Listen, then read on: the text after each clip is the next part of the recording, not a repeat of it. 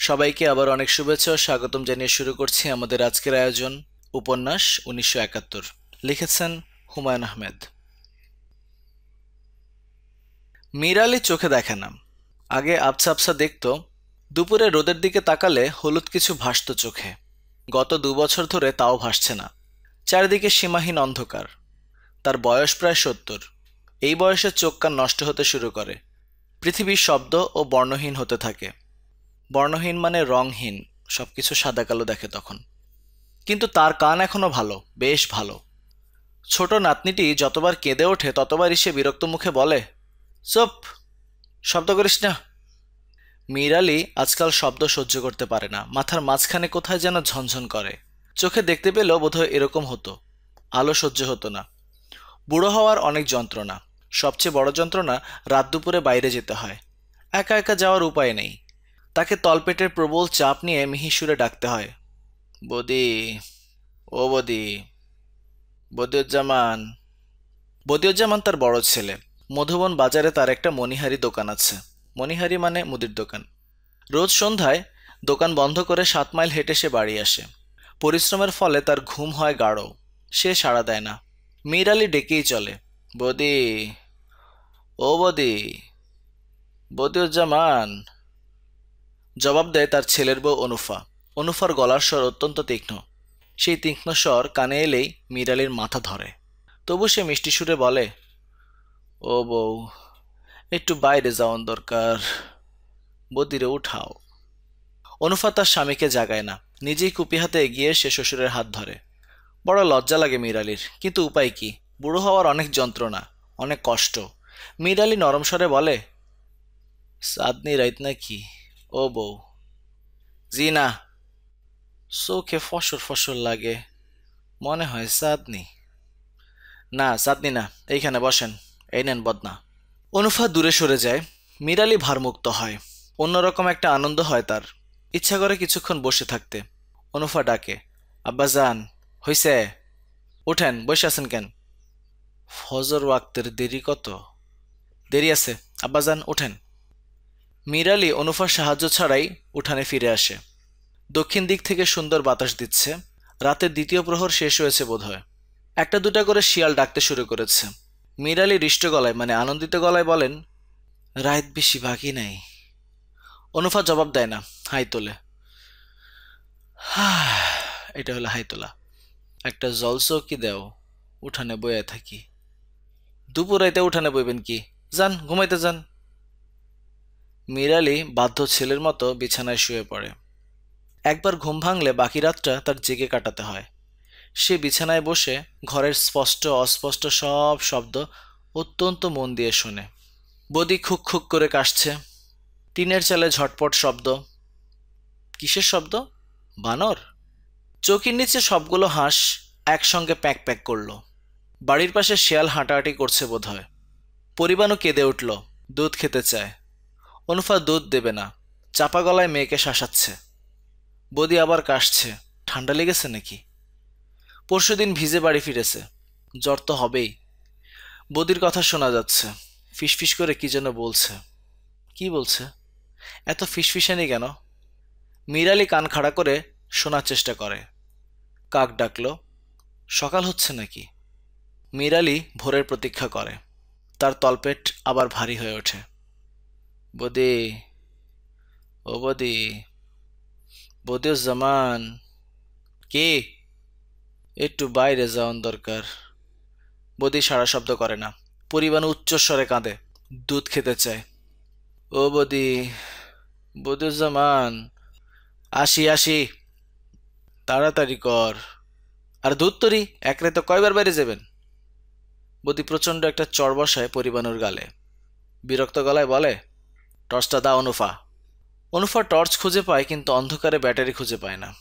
মীর আলী অপেক্ষা করতে করতে একসময় অবাক হয়ে বুঝতে পারে তার প্রস্রাব হয়ে গেছে। বিছানার একটা অংশ ভেজা। সে অত্যন্ত বিচলিত বোধ করে।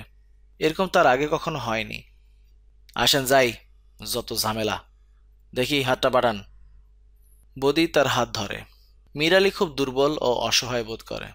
এখন থেকে ঘরের মধ্যে একটা পাতিলে পেশাব করবেন, ঝামেলা ভালো লাগে না। আচ্ছা, আর পানি কম খাইবেন, বুঝলেন? আচ্ছা। বদি তাকে উঠানের এক মাথায় বসিয়ে দেয়। মিরালি প্রস্রাব করার চেষ্টা করে, প্রস্রাব হয় না, ভোঁতা একটা যন্ত্রণা হয়। বদি হাঁক দেয়, কি হইছে, রাইত শেষ করবেন নাকি? আর ঠিক তখন মিরালির সামনে দিয়ে সশর শব্দ করে একটা কিছু চলে যায়। কি এটা? সাপ? মিরালির দেখতে ইচ্ছা করে। আরে, বিষয়টা কি, ঘুমায় পড়ছেন নাকি? না, একটা সাপ গেল সামনে দিয়া। আরে ধুত্তুরি সাপ, উঠেন দেখি।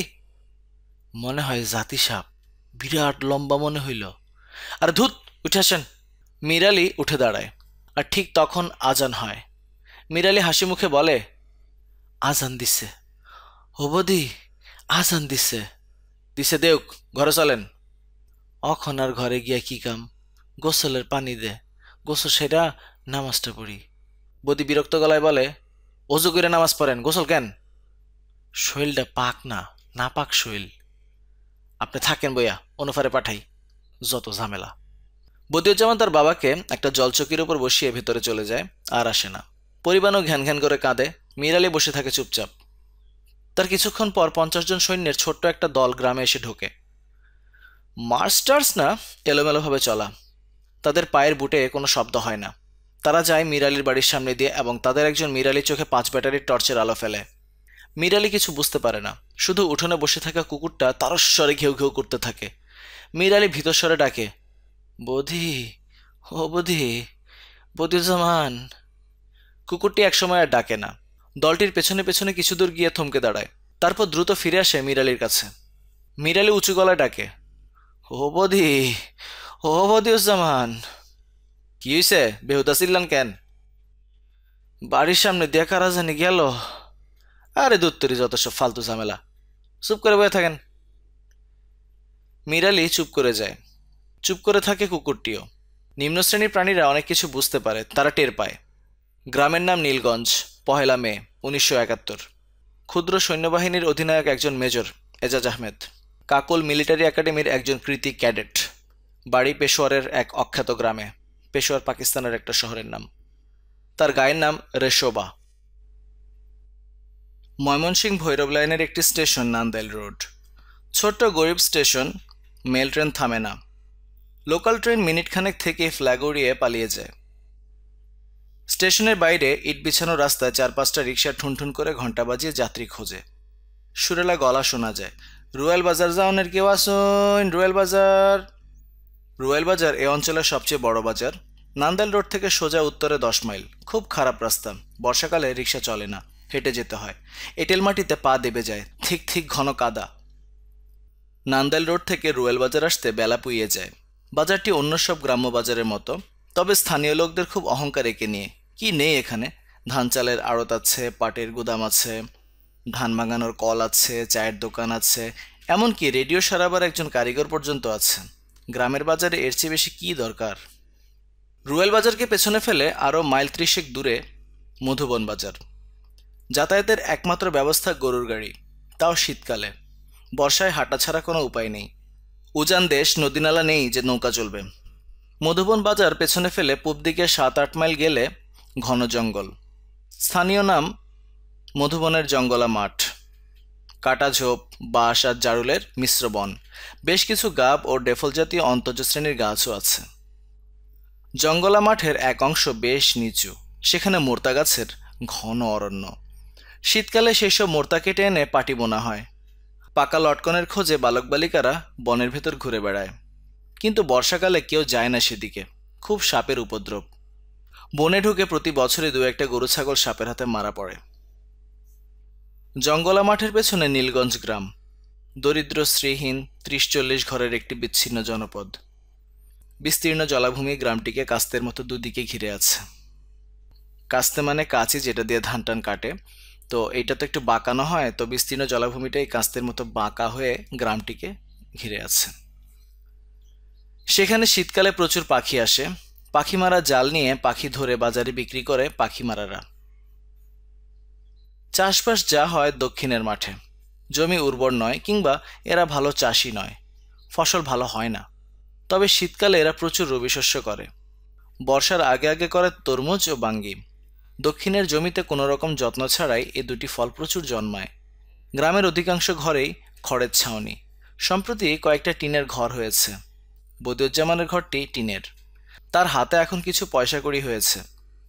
টিনের ঘর বানানো ছাড়াও সে একটা সাইকেল কিনেছে।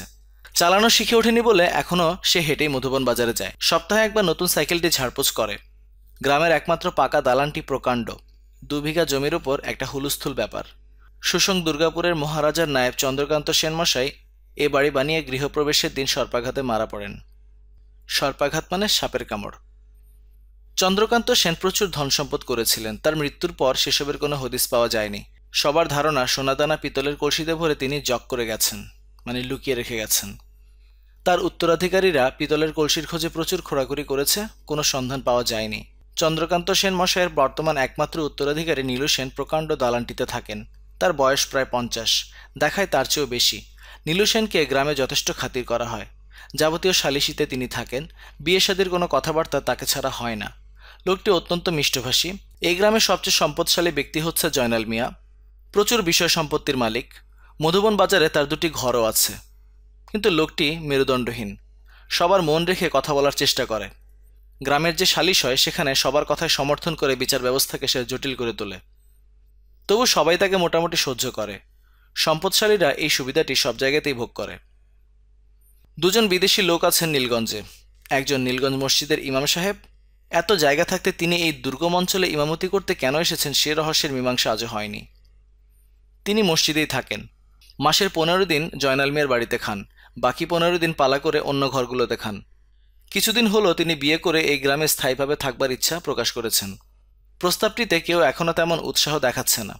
ধানি জমি দিতে পারে জয়নাল মিয়া, সে প্রসঙ্গ এড়িয়ে যাচ্ছে। শুনেও না শোনার ভান করছে। দ্বিতীয় বিদেশি লোকটি হচ্ছে আজিজ মাস্টার। সে নীলগঞ্জ প্রাইমারি স্কুলের হেডমাস্টার।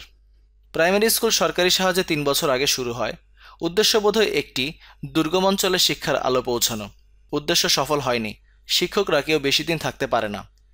খাতাপত্রে 3 জন শিক্ষক থাকার কথা, এখন আছে 1 জন, আজিজ মাস্টার। লোকটি রুগ্ন, নানা রকম অসুখ বিসুখ, তার মধ্যে প্রধান হচ্ছে হাঁপানি। শীতকালে এর প্রকোপ হয়। গরমকালটা মোটামুটি ভালোই কেটে যায়। আজিজ মাস্টার একজন কবি। সে গত 3 মাসে 4 নম্বরই একটি রুলটানা খাতা কবিতা লিখে ভরিয়ে ফেলেছে। প্রতিটি কবিতা একটি রমণীকে উদ্দেশ্য করে লেখা, যাকে বিভিন্ন সময় বিভিন্ন নামে ডাকা হয়েছে, যেমন স্বপ্নরানী, কেশবতী, অচিন পাখি ইত্যাদি। তার 3টি কবিতা নেত্রকোনা থেকে প্রকাশিত মাসিক কিষাণ পত্রিকায় ছাপা হয়েছে। আজিজ মাস্টার কবিতা লিখতে পারেন এই ব্যাপারে গ্রামের লোকজন জানে। তারা তাকে যথেষ্ট সম্মান করে। সম্মান করার আরেকটা কারণ হলো আজিজ মাস্টার গ্রামের সবচেয়ে শিক্ষিত মানুষ। বিএ পর্যন্ত পড়েছিল। পরীক্ষা দেওয়া হয়নি, তার আবার পরীক্ষা দেওয়ার কথা। সে জয়নাল মিয়ার একটি ঘরে থাকে। তার স্ত্রীকে সে ভাবি সাহেব ডাকে, কিন্তু তার বড় মেয়েটিকে দেখলেই কেমন যেন বিচলিত বোধ করে। মেয়েটির নাম মালা। মাঝে মাঝে মালা তাকে ভাত বেড়ে দেয়। সে সময়টা আজিজ মাস্টার বড় অস্বস্তি বোধ করে। সে যখন বলে, মামা আর একটু ভাত দেই, তখন কোনো কারণ ছাড়াই আজিজ মাস্টারের কান টান লাল হয়ে যায়। আজিজ মাস্টার কয়েকদিন আগে মালারানী নামে একটি দীর্ঘ কবিতা রচনা করেছে। কবিতাটি কিষাণ পত্রিকায় পাঠাবে কিনা এ নিয়ে সে খুব চিন্তিত। হয়তো পাঠাবে। নীলগঞ্জের যে দিকটা জলাভূমি, একদল কৈবর্ত থাকে সেদিকে। কৈবর্ত মানে জেলে। গ্রামের সঙ্গে তাদের খুব একটা যোগ নেই। মাছ ধরার সিজনে জলমহলে মাছ ধরতে যায়, আবার ফিরে আসে। কর্মহীন সময়টাতে চুরি ডাকাতি করে। নীলগঞ্জের কেউ এদের ঘাটায় না। গত বৎসর কৈবর্তপাড়ায় খুন হলো একটা। নীলগঞ্জের মাতব্বররা এমন ভাব করলেন যেন তারা কিছুই জানেন না। থানা পুলিশ কিছুই হলো না। যার ছেলে খুন হলো সেই চিত্রাবুড়ি কিছুদিন ছোটাছুটি করলো নীলু সেনের কাছে। নীলু সেন শুকনো গলায় বললেন, তোদের ঝামেলা তোরা মিটা, থানাওয়ালার কাছে যা। বুড়ি ফোঁপাতে ফোঁপাতে বলল, থানাওয়ালার কাছে গেলে আমার দহের মধ্যে পুইত্তা থুইব কইছে। নীলু সেন গম্ভীর হয়ে গেলেন। টেনে টেনে বললেন, এদের ঘাটাঘাটি করা ঠিক না। রক্ত গরম জাত, কি করতে কি করে, বিচার হইতো না। নীলু সেন তার জবাব দিতে পারলেন না। অস্পষ্টভাবে বললেন, এখন বাদ দে, পরে দেখি কিছু করা যায় কিনা। বুড়ি আরও কিছুদিন ছোটাছুটি করল এবং একদিন দেখা গেল কৈবর্তরা দল বেঁধে জলমহলে মাছ মারতে গিয়েছে। বুড়িকে সঙ্গে নেয়নি। বুড়ি আকাশ ফাটিয়ে চিৎকার করল কিছুদিন। নীলু সেনের দালানের এক প্রান্তে থাকতে লাগলো। চরম দুর্দিন। কৈবর্তরা ফিরে এলো 3 মাস পর, কিন্তু বুড়ির জায়গা হলো না। সে এ বাড়ি ও বাড়ি ভিক্ষা করে খেতে লাগলো। হতদরিদ্র নীলগঞ্জের প্রথম ভিক্ষুক। সব গ্রামের মতো এই গ্রামে একজন পাগলও আছে, মতি মিয়া শালা নিজাম। সে বেশিরভাগ সময় সুস্থ থাকে, শুধু 2-1 দিন মাথা গরম হয়ে যায়। তখন তার গায়ে কোনো কাপড় থাকে না। গ্রামের এ মাথা থেকে ও মাথা পর্যন্ত ছোটাছুটি করতে থাকে। দুপুরের রোদ খুব বেড়ে গেলে মধুবন জঙ্গলে ঢুকে পড়ে। পাগলদের সাপে কাটে না, প্রবাদটি হয়তো সত্যি। নিজাম বহাল তবিয়তেই বন থেকে বেরিয়ে আসে। বহাল তবিয়ত মানে একদম পারফেক্টভাবে বেরিয়ে আসে। ছোটাছুটি করা এবং বনের ভেতরে বসে থাকা ছাড়া সে অন্য কোনো উপদ্রব করে না। গ্রামের পাগলদের গ্রামবাসীরা খুব স্নেহের চোখে দেখে। তাদের প্রতি অন্য এক ধরনের মমতা থাকে সবার। চিত্রাবুড়ি রাতে এক নাগাড়ে কখনো ঘুমায় না। ক্ষণে ক্ষণে জেগে ওঠে, চেঁচায়, কেলা যায় গো, লোকটাকে। তার ঘুমাবার জায়গাটা হচ্ছে সেনবাড়ির পাকা কালী মন্দিরের চাতাল। নীলু সেন তাকে থাকবার জন্য একটা ঘর দিয়েছিলেন, সেখানে নাকি তার ঘুম হয় না। দেবী মূর্তির পাশে সে বোধহয় এক ধরনের নিরাপত্তা বোধ করে। গভীর রাতে দেবীর সঙ্গে তার অন্তরঙ্গ কথাবার্তা হয়, যেমন, দেখিস সেই মা কালী, আমার পুত্রে যে মারছে, তুই তার কলজাটা টাইন্না খা, তরে আমি জোড়া পাঠা দিমু, বুক চিরা রক্ত দিমু, হেই মা কালী, দেখিস রে বেটি, দেখিস। মা কালী কিছু শোনেন কিনা বলা মুশকিল, কিন্তু চিত্রাবুড়ির ধারণা তিনি শোনেন, এবং তিনি যে শুনছেন তার নমুনাও দেন। যেমন এক রাতে খলখল হাসির শব্দ শোনা গেল। বুড়ির রক্ত জল হয়ে যাবার মতো অবস্থা। সে কাপা গলায় ডাকল, এই মা। হাসির শব্দ দ্বিতীয়বার আর শোনা গেল না। দেবীরা তার মহিমা বারবার করে দেখাতে ভালোবাসেন না। চিত্রাবুড়ি আজ রাতেও মা কালীর সঙ্গে সুখ দুঃখের অনেক কথা বলল। জোড়া পাঠার আশ্বাস দিয়ে ঘুমাতে গেল।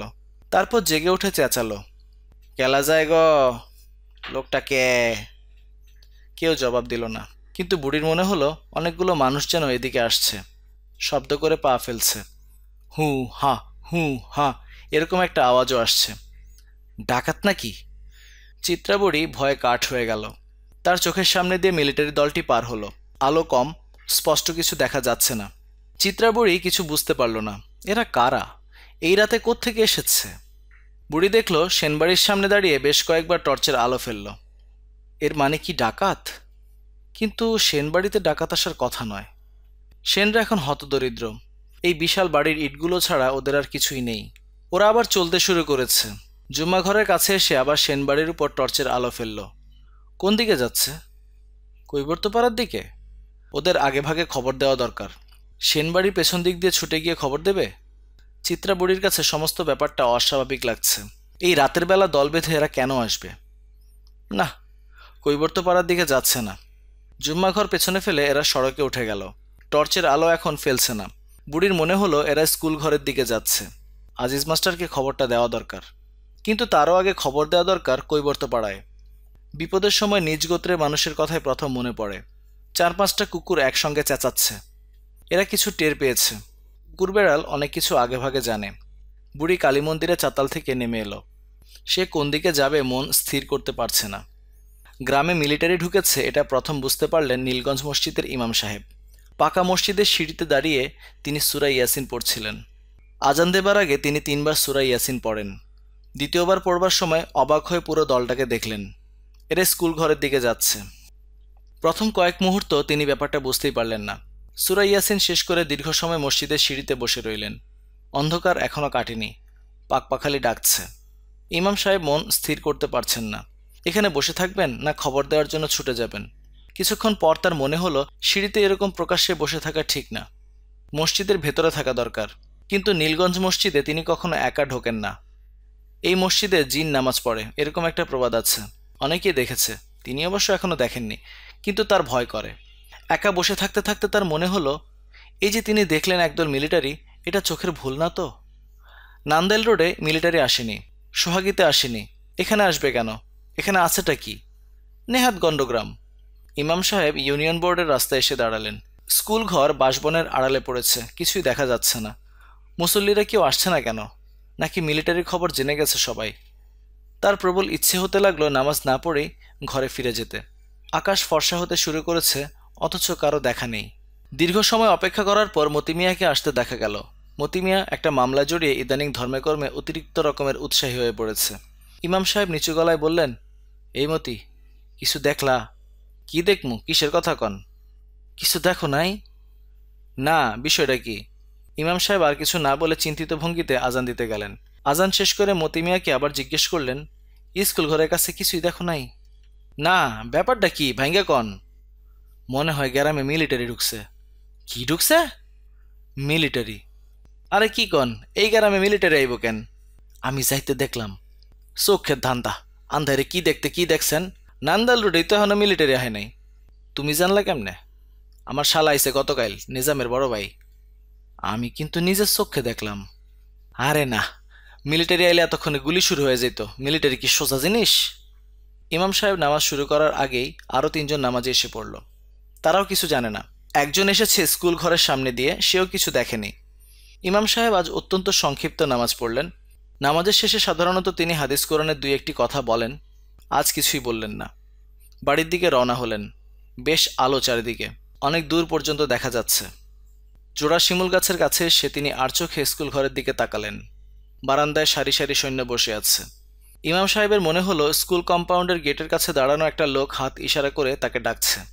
লোকটির পরনে ফুল প্যান্ট এবং নীল রঙের একটা হাফ শার্ট। কিন্তু তাকে ডাকছে কেন? নাকি তিনি ভুল দেখছেন? ইমাম সাহেবের কপালে বিন্দু বিন্দু ঘাম জমল। তিনি একবার আয়াতুল কুরসি ও 3বার দোয়া ইউনুস পড়ে স্কুল ঘরের দিকে এগোলেন। নীল শার্ট পরা লোকটিও এগিয়ে আসছে তার দিকে। ব্যাপার কি? এ কে? তিনি অতি দ্রুত দোয়া ইউনুস পড়তে লাগলেন। লা ইলাহা ইল্লা আনতা সুবহানাকা ইন্নী কুনতু মিনাজ জালিমিন। এই দোয়াটি খুব কাজের। হজরত ইউনুস আলাইহিস সালাম মাছের পেটে বসে এই দোয়া পড়েছিলেন। নীল শার্ট পরা লোকটা এগিয়ে আসতেছে। কি চাই সে? আপনি কে? আমি এই গ্রামের ইমাম। আসসালামু আলাইকুম ইমাম সাহেব। ওয়ালাইকুম আসসালাম ওয়া রাহমাতুল্লাহ। আপনি একটু আসেন আমার সাথে। কই যাইতাম? আসেন, মেজর সাহেব আপনাকে ডাকেন, ভয়ের কিছু নেই, আসেন। ইমাম সাহেব 3বার ইয়া মুকাদ্দিমু পড়ে ডান পা আগে ফেললেন। সঙ্গে নীল শার্ট পরা লোকটি মৃদুস্বরে বলল, এত ভয় পাচ্ছেন কেন? ভয়ের কিছুই নেই। আজিজ মাস্টারের অনিদ্রা রোগ আছে। অনেক রাত পর্যন্ত তাকে জেগে থাকতে হয় বলেই অনেক বেলা পর্যন্ত ঘুমাতে হয়। আজ তাকে ভোরের আলো ফোটার আগেই জাগতে হলো। কারণ স্কুলের দপ্তরি ও দারোয়ান রাসমোহন প্রচণ্ড শব্দে দরজায় ধাক্কা দিচ্ছে, যেন ভূমিকম্প হচ্ছে। এক্ষুনি আজিজ মাস্টারকে ঘর থেকে বের করতে হবে। বন্ধ দরজার উপাস থেকে আজিজ মাস্টার কথা বলল। এই রাসমোহন, কি ব্যাপার? মিলিটারি, গ্রামে মিলিটারি আসছে স্কুল ঘরে। কি বলছিস রাসমোহন? আপনার স্যার ডাকে। আজিজ মাস্টার দরজা খুলে দেখল রাসমোহনের থুতনি বেয়ে ঘাম পড়ছে। গায়ের ফতুয়াটা ঘামে ভেজা। স্কুল থেকে দৌড়ে এসেছে বোধহয়। শব্দ করে শ্বাস টানছে।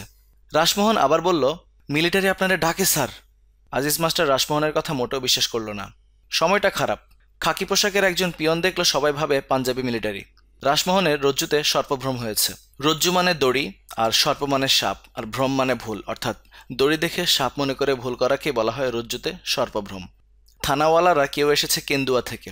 কেন্দুয়া হলো নেত্রকোনার একটা থানার নাম। খুব সম্ভব চিত্রাবুড়ির ছেলের ব্যাপারে। চিত্রাবুড়ি হলো সেই কৈবর্তপাড়ার ওই বুড়ি যার ছেলেকে মার্ডার করা হয়েছিল।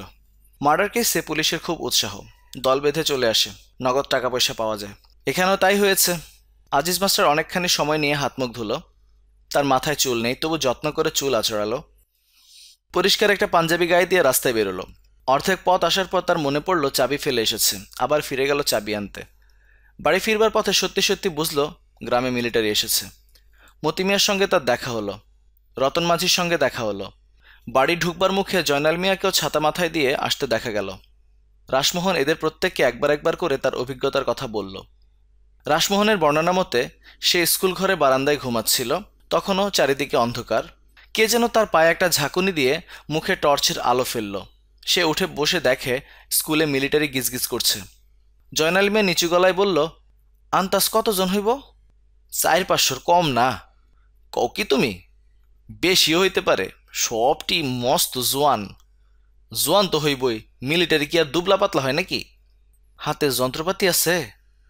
জয়নাল মিয়া বিরক্ত মুখে বলে, অস্ত্রপাতি তো থাকবই, এরা কি বিয়া করতে আইছে? আজিজ মাস্টার গম্ভীর গলায় বলল, তারপর কি হয়েছে রাসমোহন? তারা আমার নাম জিগাইল। আজিজ মাস্টার বলল, কোন ভাষায়, উর্দু না ইংরেজি? বাংলায়। পরিষ্কার জিগাইল, তোমার নাম কি, তুমি কে, কি করো? তা কিভাবে হয়? এরা তো বাংলা জানে না। আমি স্যার পরিষ্কার শুনলাম, নিজের কানে শুনলাম। তারপর বলো, তারপর কি হলো? আমি কইলাম, আমার নাম রাসমোহন, আমি স্কুলের দপ্তরি। তখন তারা কইল, হেডমাস্টার এটাই কেন? বাংলায় বলল, জি স্যার। আরে কি যে বলো পাগল ছাগলের মতো, এরা বাংলা জানে নাকি? কি শুনতে কি শুনছো? আজিজ একটা সিগারেট ধরাতে গিয়ে লক্ষ্য করলো তার হাত কাঁপছে এবং প্রস্রাবের বেগ হচ্ছে।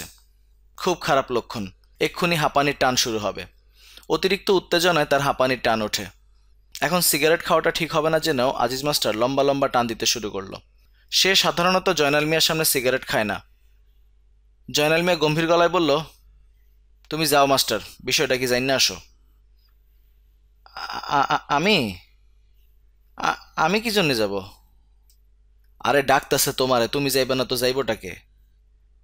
আজিজ মাস্টারের সত্যি সত্যি হাঁপানির টান উঠে গেল। সিগারেট ফেলে দিয়ে সে লম্বা লম্বা শ্বাস নিতে শুরু করলো। জয়নাল মিয়া গম্ভীর গলায় বলল, এরা এখানে থাকবার জন্য আসে নাই, বুঝলা? যাইতেছে অন্য কোনোখানে, ভয়ের কিচ্ছু নাই। একটা পাকিস্তানি পতাকা হাতে নিয়ে নাও। একটা পতাকা আছে না, বাসের আগায় বাঁধো। আমি একলা যাব? বলেন কি? একসঙ্গে বেশি মানুষ যাওয়া ঠিক না। ঠিক বে ঠিক, যাই হোক, আমি একা যাব না। এইরকম করতেছো কেন মাস্টার? এরা বাঘও না, ভাল্লুকও না। একা যাব না, আপনারা চলেন আমার সাথে। সকাল প্রায় 7টার দিকে 6 জনের একটি ছোট্ট দলকে একটি পাকিস্তানি ফ্ল্যাগ হাতে নিয়ে স্কুল ঘরের দিকে আগাতে দেখা গেল। রোগা আজিজ মাস্টার দলটির নেতৃত্ব দিচ্ছে। সে স্কুল ঘরের কাছাকাছি এসে গলা ফাটিয়ে চিৎকার করলো, পাকিস্তান! দলের অন্য সবাই আকাশ বাতাস কাঁপিয়ে বলল, জিন্দাবাদ! কায়দে আজম জিন্দাবাদ! লিয়াকত আলী খান জিন্দাবাদ! মহাকবি ইকবাল জিন্দাবাদ! রোদ উঠে গেছে। বৈশাখ মাস, অল্প সময় রোদ ঝাঁঝালো হয়ে ওঠে। ছোট্ট দলটি, যার নেতৃত্ব দিচ্ছে আজিজ মাস্টার, রোদে দাঁড়িয়ে ঘামছে। তাদের মুখ রক্তশূন্য। তারা বুকের মাঝে এক ধরনের কাঁপুনি অনুভব করছে। রাস্তার ওপাশে 4-5টা জারুল গাছ। গাছের নিচে গেলে ছায়া পাওয়া যায়, কিন্তু সেখানে যাওয়া ঠিক হবে কিনা আজিজ মাস্টার বুঝতে পারছে না। তারা জড়াজড়ি করে দাঁড়িয়ে থেকে ধ্বনি দেয়, আর চোখে মিলিটারিদের দিকে তাকায়। সরাসরি তাকাতে সাহসে কুলায় না। সমস্ত বারান্দা জুড়ে মিলিটারিরা ছড়িয়ে ছিটিয়ে আছে। কেউ বসে আছে, কেউ মাথার নিচে হ্যাভারসেক দিয়ে ঘুমের মতো পড়ে আছে। পাকিস্তান জিন্দাবাদ ধ্বনি দিয়ে এগিয়ে আসা দলটির প্রতি তাদের কোনো উৎসাহ দেখা গেল না। তাদের দৃষ্টি সন্ন্যাসীদের মতো নির্লিপ্ত, যেন জগতের কোনো কিছুতেই তাদের কিছু আসে যায় না। পাকিস্তানের ফ্ল্যাগটি মতি মিয়ার হাতে। সে হাত উঁচু করে ফ্ল্যাগটি দোলাচ্ছিল। হাত ব্যথা হয়ে গেছে, কিন্তু নামাবার সাহস হচ্ছে না। আজিজ মাস্টার খুক খুক করে কয়েকবার কাশল। সেই শব্দে বারান্দায় বসা কয়েকজন তাকালো তার দিকে। আজিজ মাস্টার প্রাণপণে কাশি চাপতে চেষ্টা করল। সময়টা খারাপ, এরকম সময় কাউকে অযথা বিরক্ত করা ঠিক না, কিন্তু ক্রমাগত কাশি উঠছে। আজিজ মাস্টার লক্ষ্য করল, উঠানে চেয়ার পেতে যে অফিসারটি বসে আছেন তিনি এক দৃষ্টিতে তাকিয়ে আছেন তার দিকে। অত্যন্ত রূপবান একজন মানুষ। মিলিটারি পোশাকেও তাকে রাজপুত্রের মতো লাগছে। এর চোখে মুখে কোনো ক্লান্তি নেই, তবে বসে থাকার ভঙ্গিটি শ্রান্তির ভঙ্গি। তিনি তার সামনের টেবিলে পা তুলে দিয়েছেন। পায়ে খয়েরি রঙের মোজা। মানুষটি প্রকাণ্ড, তবে সেই তুলনায় পায়ের পাতা দুটি ছোট। তার কাছাকাছি যে রোগা লোকটি দাঁড়িয়ে আছে তাকে দেখতে বাঙালির মতো লাগছে। তার গায়ে চকচকে নীল রঙের একটা শার্ট। এই লোকটি খুব ঘামছে। ময়লা একটা রুমালে ক্রমাগত ঘাড় মুছতেছে। অফিসারটি মৃদুস্বরে কি যেন বলল নীল শার্ট পরা লোকটিকে। নীল শার্ট পরা লোকটি তীক্ষ্ণ গলায় বলল, আপনাদের মধ্যে হেডমাস্টার সাহেব কে? আজিজ মাস্টারের বুকের মধ্যে শিরশির করতে লাগলো। কে আপনাদের মধ্যে হেডমাস্টার? মতি মিয়া আজিজ মাস্টারের পিঠে হালকা ধাক্কা দিল। আজিজ মাস্টার কাশির বেগ থামাতে থামাতে বলল, জি আমি। আপনি থাকেন, অন্য সবাইকে যেতে বলেন। যান ভাই, আপনারা সবাই যান, ভয়ের কিছু নেই। আজিজ মাস্টার একা দাঁড়িয়ে রইল। অন্যরা মনে হলো হাঁপ ছেড়ে বাঁচল, তবে তারা চলেও গেল না। জুম্মা ঘরের কাছে ছাতিম গাছের নিচে বসে রইল চুপচাপ। ব্যাপারটা কিছুই বোঝা যাচ্ছে না। মাস্টার ফিরে না আসা পর্যন্ত কিছু পরিষ্কার হবে না। মতি বিড়ি ধরিয়ে টানতে লাগলো। সে জয়নাল মিয়ার সামনে বিড়ি খায় না, এই কথা তার মনে রইল না। সময়টা খারাপ, এই সময় কোনো কিছু মনে থাকে না। ছোট চৌধুরীও সিগারেট ধরালেন। তিনি সকাল থেকে ঘামছেন। মতি মিয়া বলল, ভয়ের কিছু নাই, কি কন? না, ভয়ের কি? এরা বাঘও না, ভাল্লুকও না। একেবারে খাঁটি কথা। অন্যায় তো কিছু করি নাই। অন্যায় করলে একটা কথা ছিল। একেবারে খাঁটি কথা, অতি ন্যায্য কথা। জয়নাল মিয়া উৎসাহিত বোধ করে। মতি বলল, নীলু চাচার বাড়ির যাই চলেন। কথাটা তার খুব মনে ধরে, কিন্তু আজিজ মাস্টার ফিরে না আসা পর্যন্ত নড়তেও ইচ্ছা করছে না।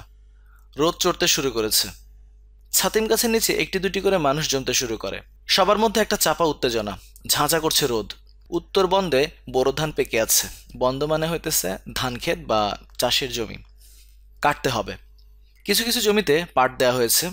ক্ষেত নিড়ানির সময় এখন। দক্ষিণ বন্দে আউশ বোনা হবে। আউশ একটা ধানের নাম। কিন্তু আজ মনে হয় এই গ্রামের কেউ কোথাও যাবে না। আজকের দিনটা চাপা উত্তেজনা নিয়ে সবাই অপেক্ষা করবে। এই গ্রামে বহুদিন এরকম ঘটনা ঘটেনি। বদিকে দেখা গেল ফর্সা জামা গায়ে দিয়ে হনহন করে আসছে, তার বগলে ছাতা। ছাতিম গাছের নিচে একসঙ্গে এতগুলো মানুষ দেখে হকচকিয়ে গেল। বিষয়টা কি? মতিমিয়া ঠান্ডা গলায় বলল, জানো না কিছু? কি জানুম? আরে মুসিবত, জানলো এটা টানাটানি আর কিছুই জানো না? বদি চিন্তিত ভঙ্গিতে তাকায়, কিছু বুঝতে পারে না। জয়নাল মিয়া ঠান্ডা গলায় বলে, গ্রামে মিলিটারি আইছে। এইটা কি কন? এইখানে মিলিটারি আইব কেন? স্কুল ঘরে গিয়া নিজের চোখে দেখো, আজিজ মাস্টারে রাইখা দিছে। হ্যাঁ? আইজ মধুবনে গিয়া কাম নাই, বাড়ির যাও। বদি রাস্তার উপর বসে পড়ে, ফিসফিস করে বলে, কি সর্বনাশ! জয়নাল মিয়া বিরক্ত হয়ে বলে, সর্বনাশের কি আছে? আমরা কি করলাম? কিছু করছি আমরা? বদি মুখ লম্বা করে বসে থাকে। একসময় মৃদুস্বরে বলে, মুসলমানের জন্য ভয়ের কিছু নাই, এরা মুসলমানদের খুব খাতির করে। তবে পাক্কা মুসলমান হওয়া লাগে, চার কলমা জিজ্ঞেস করে। সবাই মুখ চাওয়াচাওয়ি করে, চার কলমা কারো জানা নেই। বদি উৎসাহিত হয়ে বলে, সুন্নত হয়েছে কিনা এইটাও দেখে, কাপড় খুললে দেখে। তুমি জানলা কেমনে? নান্দাইল রোডে শুনছি, সুন্নত না থাকলে দুম গুল্লি। কও কি তুমি? মিলিটারি মানুষ, রাগ বেশি, আমরার মতো না, রাগ উঠলে দুম। বদি একটা বিড়ি ধরিয়ে দ্রুত টানতে থাকে। তার মধুবনে যাওয়া অত্যন্ত দরকার। কে জানে, হয়তো মধুবনেও মিলিটারি এসে দোকানপাট জ্বালিয়ে দিয়েছে। সে উঠে দাঁড়ালো। মতিমিয়া বলল, যাও কই? বদি তার উত্তর না দিয়ে উল্টো দিকে হাঁটা শুরু করলো। স্কুল ঘরকে পাশ কাটিয়ে যেতে হবে, হাঁটতে হবে অনেক পথ। কড়া রোদ উঠেছে, আকাশে মেঘের লেশমাত্র নেই, চারদিকে ঝাঁঝা করছে রোদ। বদি হনহন করে ছুটছে। রোগা নীল শার্ট পরা লোকটি বাঙালি। সে আজিজ মাস্টারের দিকে তাকিয়ে শুকনো গলায় বলল, ইনি মেজর এজাজ আহমেদ, এনারা সালাম দেন। আজিজ মাস্টার যন্ত্রের মতো বলল, সালাম আলাইকুম। মেজর এজাজ পরিষ্কার বাংলায় বললেন, আপনার নাম কি? জি, আমার নাম আজিজুর রহমান মল্লিক। সেড অ্যাগেন, মানে আবার বলুন। আজিজ মাস্টার নীল শার্ট পরা লোকটির দিকে তাকালো। সে ঠান্ডা গলায় বলল, নামটা আরেকবার বলেন, স্পষ্ট করে বলেন, গলায় জোর নাই। আজিজ মাস্টার বলল, আজিজুর রহমান মল্লিক। আপনি বসুন। কোথায় বসতে বলছে? বসার দ্বিতীয় কোনো চেয়ার নাই। মাটিতে বসতে বলল নাকি? আজিজ মাস্টারের গলা শুকিয়ে গেল। রোগা লোকটি স্কুল ঘর থেকে একটি চেয়ার নিয়ে এলো। ঠান্ডা গলায় বলল, বসেন, স্যার বসতে বলেছেন, বসেন। আজিজ মাস্টার সংকুচিত ভঙ্গিতে বসলো, মানে একটু কাচুমাচু হয়ে বসলো। মেজর সাহেব দীর্ঘ সময় কোনো কথাবার্তা বললেন না। চোখ ছোট ছোট করে তাকিয়ে রইলেন আজিজ মাস্টারের দিকে। আজিজ মাস্টার কাপা গলায় বলল, স্যার ভালো আছেন? রোগা লোকটি বলল, শোনেন ভাই, আগ বাড়িয়ে কিছু বলতে যাবেন না। যা জিজ্ঞেস করবে শুধু তার জবাব দিবেন। ইনি লোক ভালো, ভয়ের কিছুই নেই। স্যার বাংলা বলতে পারেন না, কিন্তু ভালো বোঝেন। জি আচ্ছা, আপনার ভয়ের কিছু নাই, আরাম করে বসেন। আজিজ মাস্টার আরাম করে বসার একটা ভঙ্গি করল। মেজর সাহেব একটা সিগারেট ধরালেন, প্যাকেটটি বাড়িয়ে দিলেন আজিজ মাস্টারের দিকে। আজিজ মাস্টার ফেলফেল করে তাকালো। রোগা লোকটি বলল, স্যার দিচ্ছেন যখন নেন। বললাম না ইনি লোক ভালো। আজিজ মাস্টার একটা সিগারেট নিল। কি আশ্চর্য, মেজর সাহেব নিজে সিগারেটটি ধরিয়ে দিলেন। আজিজ মাস্টার তার ভদ্রতায় মুগ্ধ হয়ে গেল। পরবর্তী সময়ে তাদের মধ্যে নিম্নলিখিত কথাবার্তাগুলো হলো। মেজর সাহেব প্রশ্ন করলেন ইংরেজিতে, আজিজ মাস্টার জবাব দিল বাংলায়। কিছু প্রশ্ন আজিজ মাস্টার বুঝতে পারল না। নীল শার্ট পরা লোকটি সুন্দর করে বুঝিয়ে দিল, তোমার নাম আজিজুর রহমান মল্লিক? জি স্যার। মল্লিক মানে কি? জানি না স্যার। এই গ্রামে কতজন মানুষ? জানি না স্যার। কতজন হিন্দু আছে? জানি না স্যার। তুমি দেখি কিছুই জানো না। স্যার আমি বিদেশি মানুষ। বিদেশি মানুষ মানে তুমি পাকিস্তানি না? জি স্যার। তাহলে তুমি বিদেশি হলে কিভাবে? মেজর সাহেব চোখ বন্ধ করে জবাবের প্রতীক্ষা করতে লাগলেন। আজিজ মাস্টারের মাথায় কোনো জবাব এলো না। তুমি ইকবাল জিন্দাবাদ বলেছিলে, ইকবাল কে? কবি স্যার, বড় কবি, মহাকবি। তুমি তার কবিতা পড়েছ? জি না স্যার। পড়ো নাই? চীন ও আরব হামারা, সারা জাহাঁ হ্যায় হামারা। জি না স্যার। মেজর সাহেব আরেকটি সিগারেট ধরালেন। কিছুক্ষণ বিশ্রাম নিলেন। আজিজ মাস্টার লক্ষ্য করল, লোকটিকে দূর থেকে যত অল্প বয়স্ক মনে হচ্ছিল, আসলে তার বয়স তত অল্প নয়। চোখের নিচে কালি, কপালের চামড়ায় সূক্ষ্ম ভাঁজ। কত বয়স হতে পারে? 35-এর কম নয়। আজিজ মাস্টারের বয়স 38। এই লোকটি তার চেয়ে 3 বছরের ছোট। অথচ এই লোকটির সামনে নিজেকে কেমন যেন কেঁচোর মতো লাগছে। মেজর সাহেব নড়ে চড়ে বসলেন, পা থেকে মোজা জোড়া টেনে খুলে ফেললেন। আবার প্রশ্নোত্তর শুরু হলো। এই গ্রামে কোনো দুষ্ট লোক আছে? জি না স্যার। মুক্তিবাহিনী আছে? জি না স্যার। তুমি ঠিক জানো? জি স্যার, এই গ্রামের সবাইকে আমি চিনি। তোমার ধারণা এই গ্রামে মুক্তিবাহিনী নেই? জি না। মেজর সাহেব মৃদু হাসলেন। কেন হাসলেন কে জানে। তিনি কি বিশ্বাস করছেন না? আজিজ মাস্টার আবার বললেন, মুক্তিবাহিনী নাই স্যার। শেখ মুজিবের লোকজন আছে? জি না স্যার। তুমি জি না স্যার ছাড়া অন্য কিছু বলছো না কেন? তুমি কি ভয় পাচ্ছ? ভয় পাচ্ছ তুমি? জি না স্যার। গুড। ভয় পাওয়ার কিছু নেই। আমার দিকে ভালো করে তাকাও। তাকাও ভালো করে। মেজর সাহেবের চোখ দুটি তার কাছে একটু নীলচে মনে হলো। বিড়াল চোখা নাকি? আমাকে দেখে কি মনে হয় আমি খারাপ লোক? জি না স্যার। কফি খাবে? আজিজ মাস্টার চোখ তুলে তাকালো। রোগা লোকটি বলল, খেতে চাইলে বলেন খাবো। আমার দিকে তাকান কেন? অভ্যাস না থাকলে বলেন খাবো না, ব্যাস। বারবার আমার দিকে তাকাবেন না। কি কফি খাবে? জি না স্যার। না কেন? খাও, কফি তৈরি হচ্ছে। তুমি কি কফির সঙ্গে ক্রিম খাও? আজিজ মাস্টার না বুঝে মাথা নাড়ল। কফি এসে পড়লো কিছুক্ষণের মধ্যে। অতি বিস্বাদ জিনিস। আজিজ মাস্টার চুকচুক করে কফি খেতে লাগলো। কাপ নামিয়ে রাখা সাহস হলো না। বুঝলে আজিজ, পাকিস্তানি মিলিটারির নামে আজগুবি সব গল্প ছড়ানো হচ্ছে। আমরা নাকি কোথায় কুড়াল দিয়ে কুপিয়ে দুটি মুক্তিবাহিনীর ছেলেকে মেরেছি। গল্পটা তোমার বিশ্বাস হয়? আজিজ মাস্টার জবাব দিল না। মেজর সাহেব অনেকটা সময় নিয়ে সিগারেট ধরালেন। তারপর ঠান্ডা গলায় বললেন, আমরা কাঠুরে হলে সেটা করতাম, কিন্তু আমরা কাঠুরে নই। আমরা সৈনিক। আমরা গুলি করে মারব, ঠিক না? জি স্যার। হিন্দুস্তান রেডিওতে এসব প্রচার চালাইতেছে এবং অনেকে এসব শুনতেছে, ঠিক না? বলো ঠিক বলছি কিনা? জি স্যার, ঠিক। আজিজ মাস্টারের গলায় কফি আটকে গেল।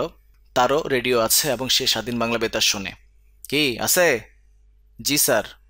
কিন্তু তুমি নিশ্চয় শোনো না? মাঝে মাঝে শুনি স্যার। শুনলেও নিশ্চয়ই বিশ্বাস করো না, ঠিক না? মাঝে মাঝে বিশ্বাস হয়। আজিজ! জি স্যার।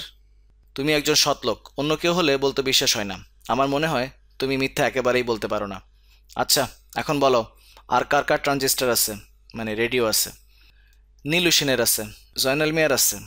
ওরা কেমন লোক? ভালো লোক স্যার, নির্ভেজাল মানুষ। এই গ্রামে খারাপ মানুষ কেউ নাই। তাই নাকি? জি স্যার। আচ্ছা ঠিক আছে, তুমি যাও, ভয়ের কিছু নেই। আজিজ মাস্টার উঠে দাঁড়ালো। তার মনে হলো মেজর সাহেব একজন বিশিষ্ট ভদ্রলোক। সালাম আলাইকুম স্যার। ওয়ালাইকুম সালাম। আজিজ মাস্টারের কেন যেন মনে হলো এক্ষুনি তাকে আবার ডাকা হবে। সে এগোতে লাগলো খুব সাবধানে, কিন্তু কেউ তাকে ডাকলো না।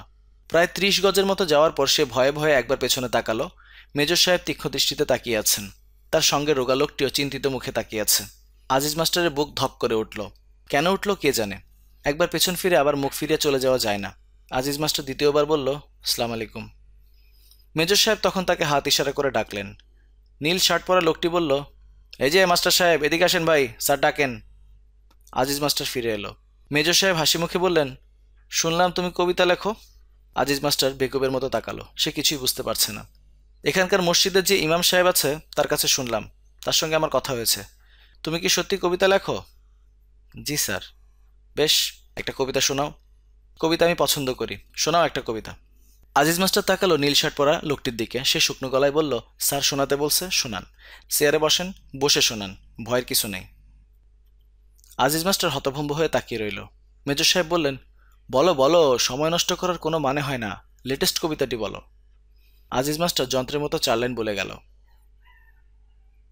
আজি এ নিশীথে তোমারে পড়িছে মনে, হৃদয়ে যাতনা উঠিছে জাগিয়া ক্ষণে ক্ষণে। তুমি সুন্দর, চেয়ে থাকি তাই কল্পলোকের চোখে, ভালোবাসা ছাড়া নাই কিছু আর মোর মরুময় বুকে। নীল শার্ট সেটি অনুবাদ করে দিল। মেজর সাহেব বললেন, এটাই তোমার লেটেস্ট? জি স্যার। ভালো হয়েছে, বেশ ভালো। তা মেয়েটিকে? জি স্যার। আর কবিতার মেয়েটিকে, ওর নাম কি? মালা। মেয়েটি এখানেই থাকে? আজিজ মাস্টার কপালে ঘাম মুছল, শুকনো গলায় বলল, এইখানেই থাকে। তোমার স্ত্রী নাকি? জি না স্যার, আমি বিয়ে করিনি। এই মেয়েটিকে বিয়ে করতে চাও? আজিজ মাস্টার ঢোক গিলল। বলে কি এই লোক? কি বলো, চুপ করে আছো কেন? নাকি মেয়ের বাবা তোমার মতো বুড়োর কাছে বিয়ে দিতে চায় না? আজিজ মাস্টার খুক খুক করে কাশতে লাগলো। নীল শার্ট তীক্ষ্ণ গলায় বলল, স্যারের কথা জবাব দেন, স্যার রেগে যাচ্ছেন। মেজর সাহেব কৌতূহলী হয়ে তাকালেন। তার চোখ দুটি খুশি খুশি। বলো, মেয়েটির বয়স কত? বয়স কম। কত? 13-14। মেজর সাহেব হঠাৎ সুর পাল্টে নরম স্বরে জিজ্ঞেস করলেন, মেয়েটি কার? আই মিন, ওর বাবার নাম কি? আজিজ মাস্টার জবাব দিল না।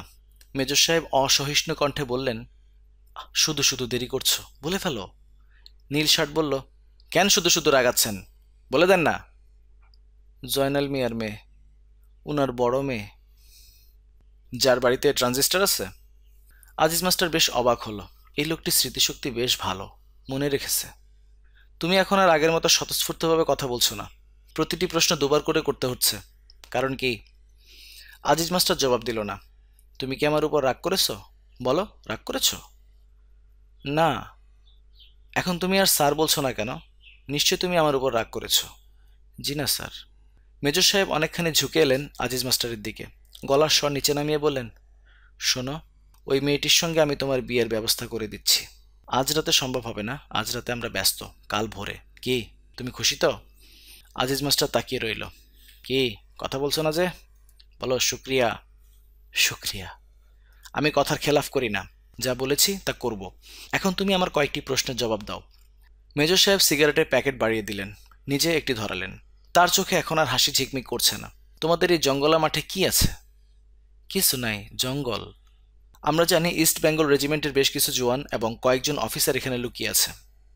আজিজ মাস্টারের চোখ বড় বড় হয়ে গেল। ওরা আমাদের দুজন অফিসারকেও নিয়ে গেছে। একজন হচ্ছে আমার বন্ধু major Bakhtiyar, football player.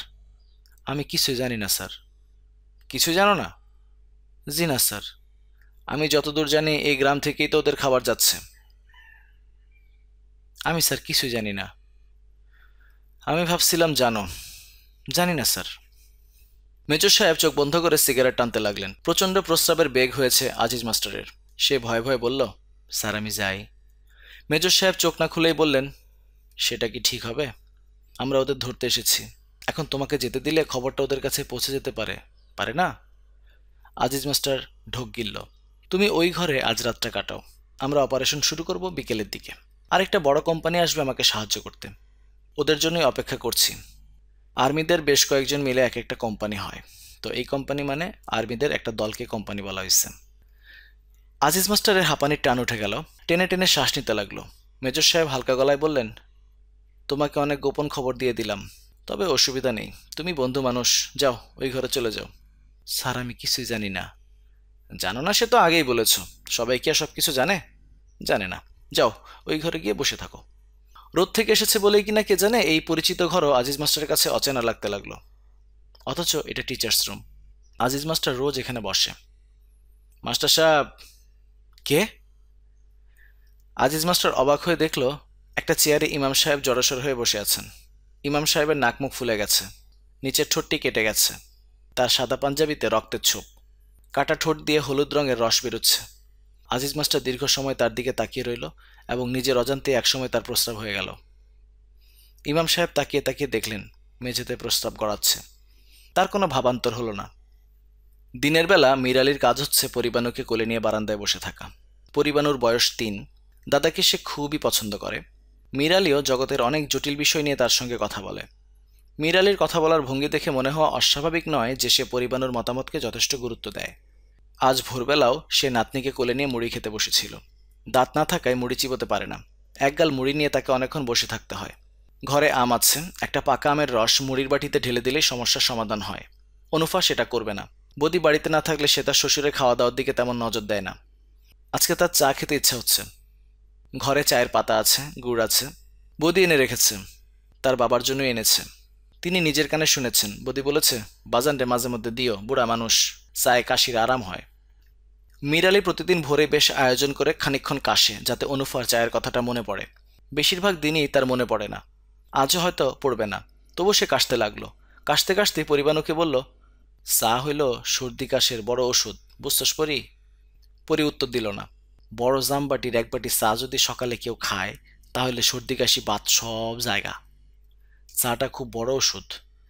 Mir আলীর জন্য আজ দিনটি সম্ভবত খুব শুভ, কারণ অনুফা তাকে এক বাটি চা এনে দিল। সেই চায়ে তেজপাতা দেওয়ায় বেশ সুন্দর একটা গন্ধ। অভিভূত হয়ে পড়ল মীর আলী। মিষ্টি হয়েছে কিনা দেখেন। হইছে গো বেটি, হইছে, জবর বালা হইছে। অনুফাকে দু একটা সুন্দর সুন্দর কথা বলতে ইচ্ছা করছে, কিন্তু কি বললে সে খুশি হয় তা মীর আলী জানা নেই। মুড়ি চায়ের মধ্যে ভিজাইয়া চামচ দিয়া খান। চামচ দিতাছি। মীর আলী অনুফার প্রতি বড় মমতা বোধ করল। সংসারের আয় উন্নতি যা হচ্ছে এই মেয়েটির কারণেই হচ্ছে। ঘরে এখন চামচ আছে, নতুন সাইকেল আছে। গত বৎসর বদি তাকে লেপ বানিয়ে দিয়েছে। বলতে গেলে গত শীত কোন দিকে গিয়েছে বুঝতেই পারা যায়নি। অথচ বদিকে বিয়ে করানোর আগে কি হাল ছিল সংসারের। সব ভাগ্য, এক একজনের এক এক রকম ভাগ্য। অনুফা এই সংসারে ভাগ্য নিয়ে এসেছে। মীর আলী ভাবতে চেষ্টা করলো, অনুফা এ বাড়িতে আসার পর তারা কি কখনো একবেলা না খেয়ে থেকেছে? না। নীলগঞ্জে এরকম ভাগ্য কয়জনের আছে? অথচ কত ঝামেলা বদির বিয়েতে। শেষ মুহূর্তে বিয়ে ভেঙে যাওয়ার অবস্থা। বদির মামা বলল, এই মেয়ের মা নাই, জামাইয়ের কোনো আদর হইতো না। কথা খুবই সত্য, কিন্তু বিয়ের কথা ঠিকঠাক হবার পর বিয়ে ভেঙে দেওয়াটা ঠিক না। মনে খুঁতখুঁতানি নিয়ে সে ছেলে নিয়ে গেল। কি ঝড় বিয়ের রাত্রে, লণ্ডভণ্ড অবস্থা। দুপুর রাতে ছেলে বউ নিয়ে বাড়ি ফিরে দেখল ঝড়ে গ্রামে কারো কোনো ক্ষতি হয়নি, শুধু তার ঘরটি পড়ে গেছে। কি অলক্ষণ। দাদা চা দেও। পোলাপান মানুষের চা খাওয়ান নাই। চা দেও দাদা। মীর আলী হাঁক দিল, বৌমা আর একটা বাটি দাও। এই সময় এক ঝাঁক গুলি হলো। হালকা মেশিন গানের কানে তালা ধরানো ক্যাটকেট শব্দ। পরিবাণু আকাশ ফাটিয়ে কাঁদতে লাগলো। মীর আলী উঠে দাঁড়াতে গিয়ে চায়ের বাটি উল্টে ফেলল পরিবাণুর পায়ে। নীলগঞ্জ গ্রামে ছোটাছুটি শুরু হয়ে গেল। দ্বিতীয় একটা সৈন্যদল এসে ঢুকলো। তারা ঢুকলো মার্চ করে, গর্বিত ভঙ্গিতে। তাদের সঙ্গে আছে 40 জন রাজাকারের একটি দল। তালে তালে পা ফেলবার একটা প্রাণান্ত চেষ্টা করছে তারা। দলটি অনেক দূর থেকে আসছে। এদের চোখে মুখে ক্লান্তি, হয়তো সারা রাত ধরেই হাঁটছে, কোথাও বিশ্রাম করেনি। বদিউজ্জামান হনহন করে হাঁটছিল। হাঁটা না বলে একে দৌড়ানো বলাই ঠিক হবে। কয়েকদিন বৃষ্টি না হওয়ায় রাস্তাঘাট শুকনো, দ্রুত হাঁটতে কষ্ট হচ্ছে না। তার একমাত্র চেষ্টা কত তাড়াতাড়ি মধুবন বাজারে গিয়ে পৌঁছানো যায়। মাঝামাঝি পথে সে পথ বদলালো, ফিরে চলল নীলগঞ্জের দিকে। যা হবার হোক, এই সময় বাড়ি ছেড়ে বের হওয়া ঠিক না। জঙ্গলা মাঠের কাছাকাছি আসতে সে দ্বিতীয় মিলিটারি দলটিকে দেখতে পেল। ওরা আসছে উত্তর দিক থেকে। বদিউজ্জামান ঊর্ধ্বশ্বাসে ছুট্ট জঙ্গলা মাঠের দিকে। হুমড়ি খেয়ে পড়ল নিচু একটা গর্তে। সেখানে এক কোমর পানি। তাকে সম্ভবত কেউ দেখতে পায়নি। বদিউজ্জামান এক কোমর পানিতে ঘণ্টাখানেক বসে রইল। মিলিটারিদের এই সময়ের মধ্যে চলে যাওয়ার কথা, কিন্তু এরা যাচ্ছে না কেন? কিছুক্ষণ পর খুব কাছেই এদের কথাবার্তা শোনা যেতে লাগলো। এর মানে কি? বদিউজ্জামান মাথা উঁচু করে দেখতে চেষ্টা করলো। চোখের ভুল কিনা কে জানে, তার মনে হলো মিলিটারিরা জঙ্গলা মাঠ ঘিরে বসে আছে। বদিউজ্জামান গলা পর্যন্ত পানিতে ডুবিয়ে একটা মোর্তা ঝোপের আড়ালে মাথা ঢেকে রাখলো। মাথার উপর ঝাঁঝা করছে রোদ, কিন্তু পানি বেশ ঠান্ডা। বদিউজ্জামানের শীত শীত করতে লাগলো। কতক্ষণ বসে থাকতে হবে? গা কুটকুট করছে। সবুজ রঙের একটা গিরগিটি চোখ বড় বড় করে তাকে দেখছে। বদিউজ্জামান হাত ইশারা করে তাকে সরে যেতে বলল। ফিস ফিস। রোদ বাড়ছে, ক্রমেই বাড়ছে। পচা গন্ধ আসছে পানি থেকে, পাট পচানো গন্ধের মতো গন্ধ। গিরগিটিরা পায়ে পায়ে এগিয়ে আসছে। বদিউজ্জামান মৃদুস্বরে বলল, সাহ হস। আর তখনই নীলগঞ্জের দিক থেকে ঝাঁকে ঝাঁকে গুলির শব্দ আসতে লাগলো। কি ব্যাপার? জয়নাল মিয়া তার দলবল নিয়ে দীর্ঘ সময় ছাতিম গাছের নিচে অপেক্ষা করল। আজিজ মাস্টার ফিরে এলো না। কতক্ষণ এভাবে বসে থাকা যায়? রাসমোহন কয়েকবার বাঁশঝোপের আড়াল থেকে উকি দিয়ে দেখে এসেছে আজিজ মাস্টার চেয়ারে বসে কথাবার্তা বলছে। কিন্তু কিছুক্ষণ আগে সে এসে বলল, আজিজ মাস্টারকে আর দেখা যাচ্ছে না। এর মানেটা কি? জয়নাল মিয়া বলল, বিষয়টা কি রাসমোহন? রাসমোহন শুকনো মুখে বসে রইল। মাইরা ফেলছে নাকি? মারলে গুলির শব্দ হইতো, গুলি তো হয় নাই। তাও ঠিক। জয়নাল মিয়া মতি মিয়ার কাছ থেকে একটা বিড়ি নিয়ে ধরালো। তার সিগারেট শেষ হয়ে গেছে। আর তখন মতি মিয়ার পাগলশালা নিজামকে আসতে দেখা গেল। তার মুখ হাসি হাসি, পাগলামির অন্য কোনো লক্ষণ নেই। মতি মিয়া ধমকে উঠল, কই গেছিলা? নিজামের হাসি আকর্ণ বিস্তৃত হলো। আকর্ণ হাসি হলো মানুষের যখন হাসি একবার কান ছুঁয়ে ফেলে, সেই হাসিকে বলা হয় আকর্ণ হাসি। ঠিক তখন গুলি ছুটতে ছুটতে মিলিটারি ও রাজাকারের দ্বিতীয় দলটি গ্রামে উঠে এলো। জয়নাল মিয়া ঊর্ধ্বশ্বাসে দৌড়ালো দক্ষিণ দিকে। বাকিরাও তাকে অনুসরণ করলো। নিজাম শুধু মুখটা হাসি হাসি করে দাঁড়িয়ে রইল। সমস্ত ব্যাপারটাতে সে বড় মজা পাচ্ছে। ইমাম সাহেব একসময় বললেন, দোয়া ইউনুসটা দমে দমে পড়েন মাস্টার সাহেব। আজিজ মাস্টার তাকালো তার দিকে। তাকানোর ভঙ্গিতে মনে হয় সে কিছুই বুঝতে পারছে না। গত 3 ঘন্টা যাবৎ এই দুটি মানুষ একসঙ্গে আছে। এই 3 ঘন্টায় তাদের কথাবার্তা খুব একটা হয়নি। আজিজ মাস্টার তার পায়জামা ভিজিয়ে ফেলার পর থেকে কেমন অন্যরকম হয়ে গেছে। কোনো কিছুতেই মন দিতে পারছে না। হজরত ইউনুস আলাহিসাল্লাম মাছের পেটে এই দোয়া পড়তেন। এর মর্তবায় অন্য। দোয়াটা জানেন? আজিজ মাস্টার মাথা নাড়ল, সে জানে। কিন্তু ইমাম সাহেবের মনে হলো সে কিছুই পড়ছে টরছে না, বসে আছে নির্বোধের মতো। মাস্টার সাহেব। জি। আমাদের সামনে খুব বড় বিপদ। কেন? বুঝতে পারতেছেন না? না। এরা কি জন্য আসছে সেটা বলছে? হুম। তবু বুঝতে পারতেছেন না? ইমাম সাহেব চুপ করে গেলেন। আজিজ মাস্টার খোলা দরজা দিয়ে বাইরে তাকিয়ে রইল। এখান থেকে সৈন্যদলের একটা অংশ দেখা যায়। কয়েকজনকে দেখা যাচ্ছে কাগজের একটা বল বানিয়ে ছুঁড়ে ছুঁড়ে মারছে এবং ক্রমাগত হাসছে। কাগজের একটা বল ছুঁড়ে মারার মধ্যে এত আনন্দের কি আছে কে জানে। স্কুল ঘরটি টিনের। রোদে টিন গরম হয়ে উঠেছে। ঘরের ভেতর অসহ্য গরম। আজিজ মাস্টারের পানির তৃষ্ণা পেয়ে গেল। শুধু তৃষ্ণা না, ক্ষুধাও পাইছে। বেলা অনেক হয়েছে, ক্ষুধা হওয়ারই কথা। অন্য সময় এত দেরি হলে মালা খোঁজ নিত। মামা ভাত বাড়ছে, আসেন বলে সে চলে যেত না। দরজা ধরে বাঁকা হয়ে দাঁড়াতো, যেন সঙ্গে করে নিয়ে যাবে। গতবার ময়মনসিংহ থেকে মালার জন্য একটা আয়না কিনেছিল আজিজ মাস্টার। খুব বাহারি জিনিস। দুটো আয়না পাশাপাশি, একটা সাধারণ আয়না, অন্যটি অন্যরকম। সেটাই মুখ অনেক বড় দেখা যায়। আয়নাটা দেওয়া ঠিক হবে কিনা তা নিয়ে আজিজ মাস্টার প্রায় এক সপ্তাহ ভাবল। কেউ কিছু মনে করে বসতে পারে, তাহলে খুব লজ্জার ব্যাপার হবে। কেউ কিছু মনে করল না। মালা অভিভূত হয়ে পড়ল। একটা আয়নায় মুখ বড় দেখায় কেন, এই প্রশ্ন কয়েকবার করা হলো। এমনকি মালার মা একদিন পর্দার আড়াল থেকে জিজ্ঞেস করে ফেলল, মুখ বড় দেখাইলে কি লাভ? আজিজ মাস্টার লাজুক স্বরে বলেছিল, সাজগোজের সুবিধা হয় ভাবি। কি সুবিধা? কি সুবিধা সেটি আর ব্যাখ্যা করতে পারেনি, কারণ এটা আজিজ মাস্টারের জানা ছিল না। ইমাম সাহেব নড়ে চড়ে বসলেন। মাস্টার সাহেব বলেন, জোহর নামাজের ওয়াক্ত হইছে না? জানি না। নামাজটা তো পড়া দরকার। বের হয়ে ওদের কাছে পানি চাবো? অজু নাই আমার। দেখেন আপনি চিন্তা করে। আপনি তো নামাজ পড়তে পারবেন না, শরীর নাপাক, গোসল লাগবে, পেশাব করে দিয়েছেন তো। আজিজ মাস্টার জবাব দিল না। ইজি চেয়ারটিতে চোখ বন্ধ করে হেলান দিয়ে পড়ে রইল। ইজি চেয়ারটি নীলু সেনের। শুয়ে থাকতে বড় আরাম। মাস্টার সাহেব পানি চাইব নাকি? আপনার ইচ্ছা হইলে চান। এর মধ্যে তো দোষের কিছু নাই, এরাও মুসলমান। হুম, নামাজের পানি চাইলে এরা খুশি হবে। পাক্কা মুসলমানদের এরা খুব পেয়ার করে। এরাও তো সাচ্চা মুসলমান। যান না, গিয়ে চান। ভয় লাগে। ভয়ের কি আছে? ইমাম সাহেব নড়েন না, জড়সড় হয়ে চেয়ারেই বসে থাকেন। চোখ বন্ধ করে ইজি চেয়ারে শুয়ে থাকতে থাকতে আজিজ মাস্টারের ঝিমুনি আসে। ঝিমুতে ঝিমুতে একসময় ঘুমিয়ে পড়ে। এর মধ্যেই ছাড়া ছাড়া বেশ কয়েকটা স্বপ্ন দেখে। ঘুমের মধ্যেই বুঝতে পারে এগুলো স্বপ্ন, তবু তার ভালোই লাগে। ইমাম সাহেব বিরক্ত মুখে তাকিয়ে থাকেন তার দিকে। এ কেমন মানুষ, ঘুমিয়ে পড়েছে। তিনি মৃদুস্বরে ডাকেন, এই যে মাস্টার সাহেব, হেই। আজিজ মাস্টার নড়ে চড়ে, কিন্তু তার ঘুম ভাঙে না। নীলু সেন গত রাতে এক পলকের জন্য ঘুমোতে পারেনি। দোতলার যে ঘরটিতে তার বিছানা, সে ঘরের বারান্দায় গড়াগড়ি করেছে। নীলু সেনের বোনপো মানে বোনের ছেলে বলাই চোখ বড় বড় করে মামার অবস্থা দেখেছে। রাত 2টোর দিকে বলাই ঠিক করলো মামার জন্য ডাক্তার আনতে সরাইল বাজারে যাবে। পথঘাট এখনো শুকনো। বদিউজ্জামানে সাইকেল নিয়ে যাওয়া হবে। নীলু সেন হাঁপাতে হাঁপাতে বললেন, এতক্ষণ বাঁচব না রে বলাই, এতক্ষণ বাঁচব না। বলাইয়েরও তাই ধারণা। এত কষ্ট সহ্য করে কেউ দীর্ঘ সময় বেঁচে থাকতে পারে না, থাকা উচিত নয়। ব্যথাটা কোথায়? তলপেটে। বলাই দ্বিতীয় প্রশ্নের সময় পেল না। নীলু সেনের মুখ দিয়ে গাজলা বেরোতে লাগলো। সময় শেষ হয়েছে বোধহয়। এত বড় বাড়িতে 2টি মাত্র প্রাণী। বলাইয়ের ভয় করতে লাগলো, কি সর্বনাশী, কি বিপদ। মামা, গ্রামের 2-1 মানুষকে ডাক দিয়ে আনি। তুই নড়িস না, আমার সময় শেষ। বলাই মামার হাত ধরে বসে রইল। তার কাছে মনে হলো মামার গা হাত পা ঠান্ডা হয়ে আসছে। বলাই ঘামতে লাগলো, কিন্তু শেষ রাত্রে হঠাৎ ব্যথা কমে গেল। নীলু সেন শান্তস্বরে বলল, ব্যথা নাই। বলাই, ঠান্ডা পানি দে 1 গ্লাস। বলাই পানি এনে দেখে মামা মেঝেতেই ঘুমিয়ে পড়েছে। নিশ্চিন্ত আরামের ঘুম। বড় মায়া লাগে দেখে। গ্রামে মিলিটারি আসার এত বড় একটা খবরেও বলাই তার ঘুম ভাঙালো না। আহা বেচারা, ঘুমাক।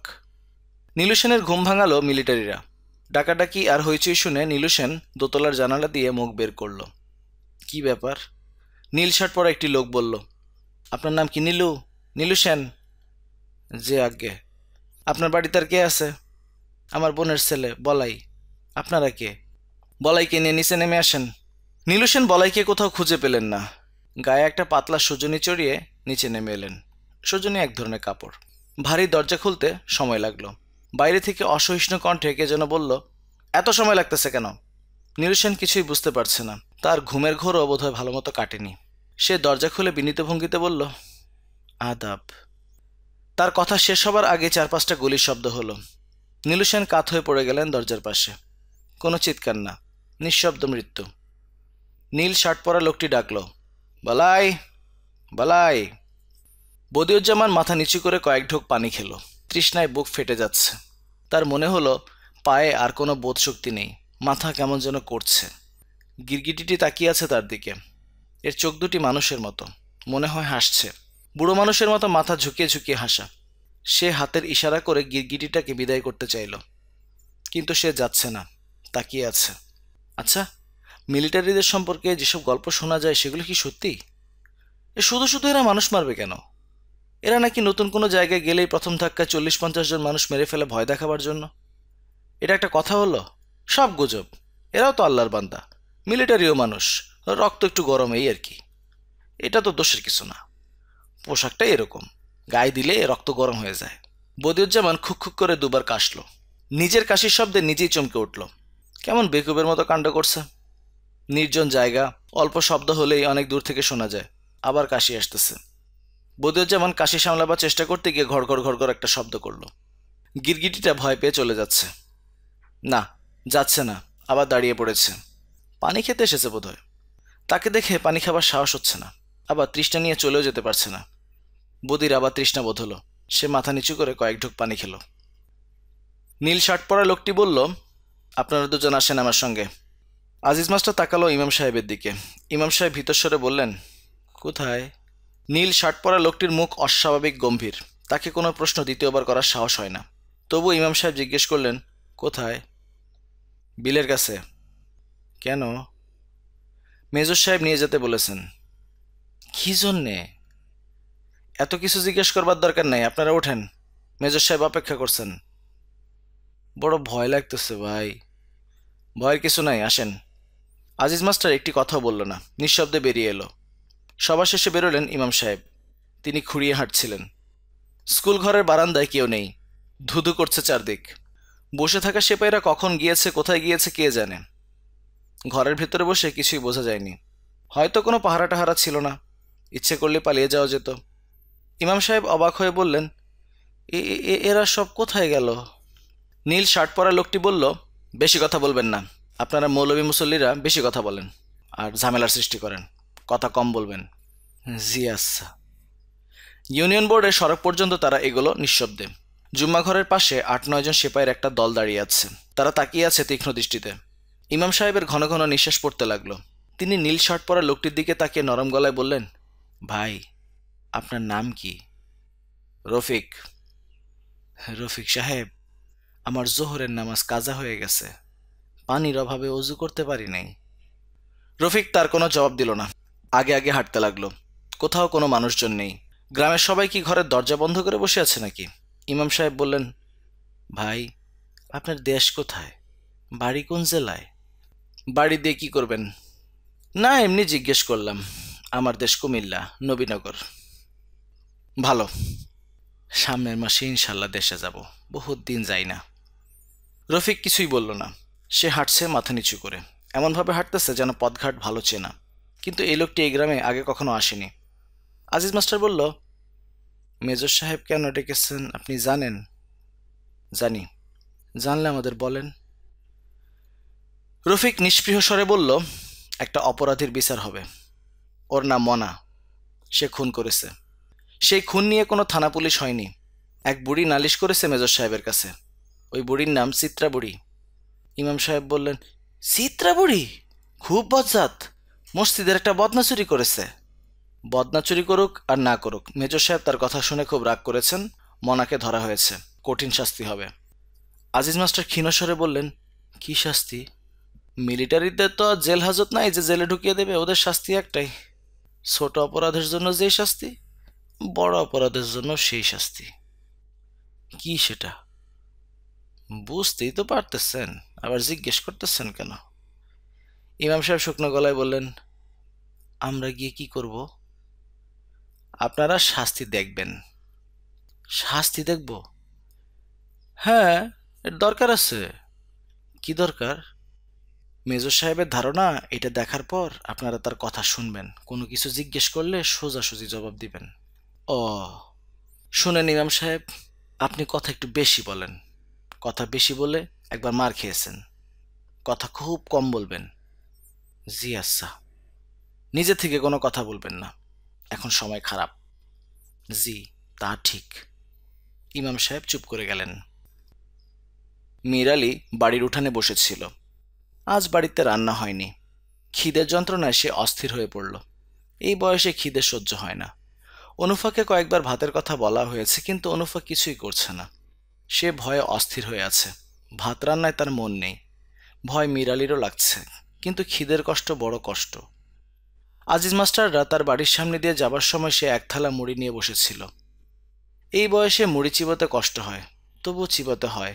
যা ভাবসাব তাতে মনে হচ্ছে আজ আর রান্না হবে না। পায়ের শব্দে মীর আলী চমকে উঠে বলে, কেটা যায়? আমি আজিজ, আজিজ মাস্টার। তোমার সঙ্গে কেটা যায়? আজিজ মাস্টার জবাব দিল না। কথা কও না যে? ও মাস্টার, মাস্টার। রফিক বলল, দাঁড়াবেন না, দেরি হয়ে যাচ্ছে। ও মাস্টার, কে কথা কয়? রফিক শীতল স্বরে বলল, আমার নাম রফিক। চাচা মিয়া, আপনি ঘরের ভিতরে গিয়ে বসেন। মাস্টার, এই লোকটা কে? মিলিটারি? না, আমি মিলিটারি না। আপনার বাড়ি কোন গ্রাম? রফিক তার জবাব দিল না, হাঁটতে শুরু করলো। ইমাম সাহেব তাল মিলিয়ে হাঁটতে পারছেন না, ক্রমাগত পিছিয়ে পড়ছেন। তার জন্য দুজনকেই মাঝে মাঝে দাঁড়াতে হচ্ছে। রফিক বলল, হাঁটতে কষ্ট হলে আমার হাত ধরে হাঁটেন। হ্যাঁ, জি না, কোনো কষ্ট নেই। লজ্জার কিছু নেই, আমার হাত ধরে হাঁটেন। শুক্রিয়া। ভাই, আপনার বয়স কত? আমার বয়স দিয়ে কি করবেন? এমনি জিজ্ঞেস করলাম। আপনাকে তো বলেছি বিনা প্রয়োজনে কথা বলবেন না। জি আচ্ছা। আমার বয়স 30। রফিককে দেখে বয়স আরো বেশি মনে হয়। রোগা এবং লম্বা, ছোট ছোট চোখ। কথা বললে চোখ আরো ছোট হয়ে যায়। মনে হয় লোকটি যেন চোখ বন্ধ করে কথা বলছে। ইমাম সাহেব দোয়া ইউনুস পড়তে লাগলেন। লা ইলাহা ইল্লা আনতা সুবহানাকা ইন্নী কুনতু মিনাজ জালিমিন। মনা কৈবর্ত তার 11 বছরের ভাইকে নিয়ে তেঁতুল গাছের নিচে চুপচাপ বসে আছে। মনার শরীর বিশাল, প্রায় দৈত্যের মতো। তার ভাইটি অসম্ভব রোগা। সে মনার লুঙ্গির এক প্রান্ত শক্ত করে ধরে আছে, তাকাচ্ছে সবার মুখের দিকে, বারবার কেঁপে কেঁপে উঠছে। মনাকে খুব একটা বিচলিত মনে হচ্ছে না। মেজর সাহেব প্রায় 10 গজ দূরে দাঁড়িয়ে সিগারেট টানছেন। তার সঙ্গে একজন নন কমিশনড অফিসার। এরা দুজন নিচু গলায় নিজেদের মধ্যে কথা বলছেন। মেজর সাহেব সম্ভবত কোনো রসিকতা করলেন। দুজনেই উঁচু গলায় হাসতে শুরু করলেন। মনার ভাইটি চোখ বড় বড় করে তাকালো তাদের দিকে। বিলের পাড়ের উঁচু জায়গায় একদল রাজাকার দাঁড়িয়ে। খুব কাছেই মিলিটারি আছে বলেই হয়তো তারা বুক ফুলিয়ে আছে। অহংকারী গর্বিত ভঙ্গি। এদের মধ্যে দুজনের পায়ে স্পঞ্জের স্যান্ডেল। বাকি কারো পায়ে কিছু নেই। এরা নিজেদের মধ্যে গুনগুন করে কথা বলছে, তবে এদের মুখ শুকনো, ভয় পাওয়া চোখ। মেজর সাহেব এগিয়ে এলেন মনার দিকে। মনার ছোট ভাইটি শক্ত হয়ে গেল। মনার সঙ্গে মেজর সাহেবের নিম্নলিখিত কথাবার্তা হলো রফিকের মাধ্যমে। আজিজ মাস্টার ও ইমাম সাহেবকে সরিয়ে দেওয়া হলো। তারা বসে রইল বিলের পাড়ে। প্রশ্নোত্তর শুরু হলো। তুমি একটি খুন করেছ? মনা জবাব দিল না, মাটির দিকে তাকিয়ে রইল। চুপ করে থাকবা না, স্পষ্ট জবাব দাও। বলো হ্যাঁ কিংবা না। হ্যাঁ। গুড। স্পষ্ট জবাব আমি পছন্দ করি। এখন বলো কেন করেছো? বিনা কারণে তো কেউ মানুষ মারে না। হ্যাঁ, আমার পরিবারের সঙ্গে খারাপ কাম করছেন। তাই নাকি? জি আজ্ঞে। উত্তেজিত হবার মতো একটি ব্যাপার। তোমার স্ত্রীকে কি শাস্তি দিয়েছ? মনা মাটির দিকে তাকিয়ে রইল, জবাব দিল না। প্রশ্নের ধারা সে বুঝতে পারছে না। বলো বলো, কুইক, সময় বেশি নেই আমার হাতে। মনা ঘামতে শুরু করেছে। আমার মনে হচ্ছে তুমি কোনো শাস্তি দাওনি। জি না। মনা চোখ তুলে তাকালো, কিছুই বলল না। বলো, চট করে বলো, সে কি রূপবতী? জি। তাহলে অবশ্য শাস্তি না দিয়ে ভালোই করেছ। একটি সুন্দরী নারীকে শাস্তি দেওয়ার পেছনে কোনো যুক্তি নেই। তোমার স্ত্রীর নাম কি? মনার চোখে ভয়ের ছায়া পড়ল। মেজর সাহেবের কথাবার্তা কেমন যেন অন্যরকম হয়ে যাচ্ছে। বলো, তোমার স্ত্রীর নাম বলো। মনা কিছুই বলল না। রফিক বলল, গ্রামের মানুষরা অপরিচিত মানুষের কাছে স্ত্রীর নাম বলে না। কেন বলে না? আমি জানি না স্যার। তুমি তো অনেক কিছুই জানো, এটা জানো না? আমি অনেক কিছুই জানি না। মেজর সাহেব মনার দিকে আরো কয়েক পা এগোলেন।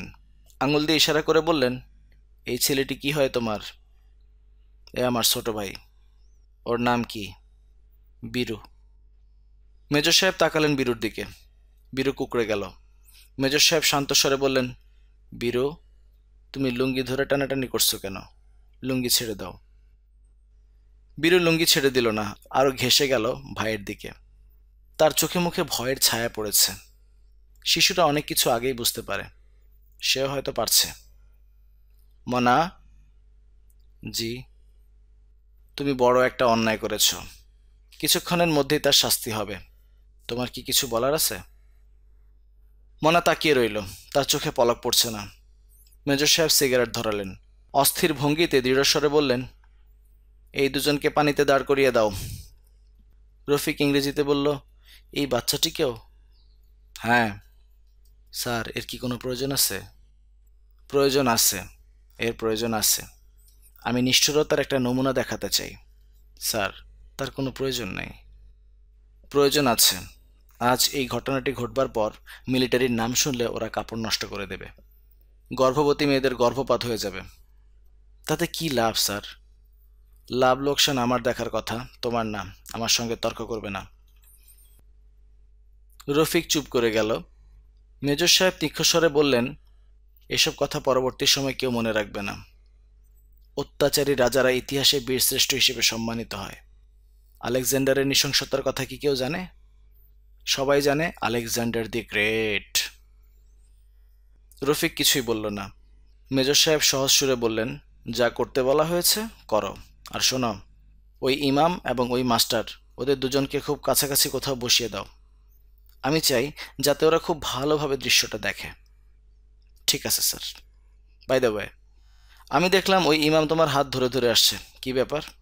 হাঁটতে পারছিল না। ঠিকই পারবে। দৃশ্যটি তাদের দেখতে দাও, তারপর ওদের হাঁটতে বললে হাঁটবে, দৌড়াতে বললে দৌড়াবে, লাফাতে বললে লাফাবে। ঠিক নয় কি? হয়তো ঠিক। হয়তো বলছো কেন? তোমার সন্দেহ আছে? জি না স্যার। গুড। সন্দেহ থাকা উচিত নয়। রফিক। জি স্যার। তোমাকে সঙ্গে নিয়ে আমি বেরোবো। গ্রামটি ভালো মতো ঘুরে দেখতে চাই। ঠিক আছে স্যার। মনে হয় দেখার মতো ইন্টারেস্টিং অনেক কিছুই আছে এই গ্রামে। কিছুই নেই স্যার, এটা একটা দরিদ্র গ্রাম। রাজাকাররা মনা আর তার ভাইকে ঠেলে পানিতে নামিয়ে দিল। বীরু তার ভাইয়ের কোমর জড়িয়ে ধরে আছে। সে কাঁপছে থরথর করে। মনা এক হাতে তার ভাইকে ধরে আছে। রাইফেল তাক করা মাত্র বীরু চিৎকার করতে লাগলো, দাদা, বড় ভয় লাগে। ও দাদা, ভয় লাগে। মনা মৃদুস্বরে বলল, ভয় নাই, আমাকে শক্ত করে ধর। বীরু প্রাণপণ শক্তিতে ভাইকে আঁকড়ে ধরল। ইমাম সাহেব গুলি হবার সময়টাতে চোখ বন্ধ করে ফেললেন এবং তার পরপরই মুখ ভর্তি করে বমি করলেন। আজিজ মাস্টার সমস্ত ব্যাপারটি চোখের সামনে ঘটতে দেখল।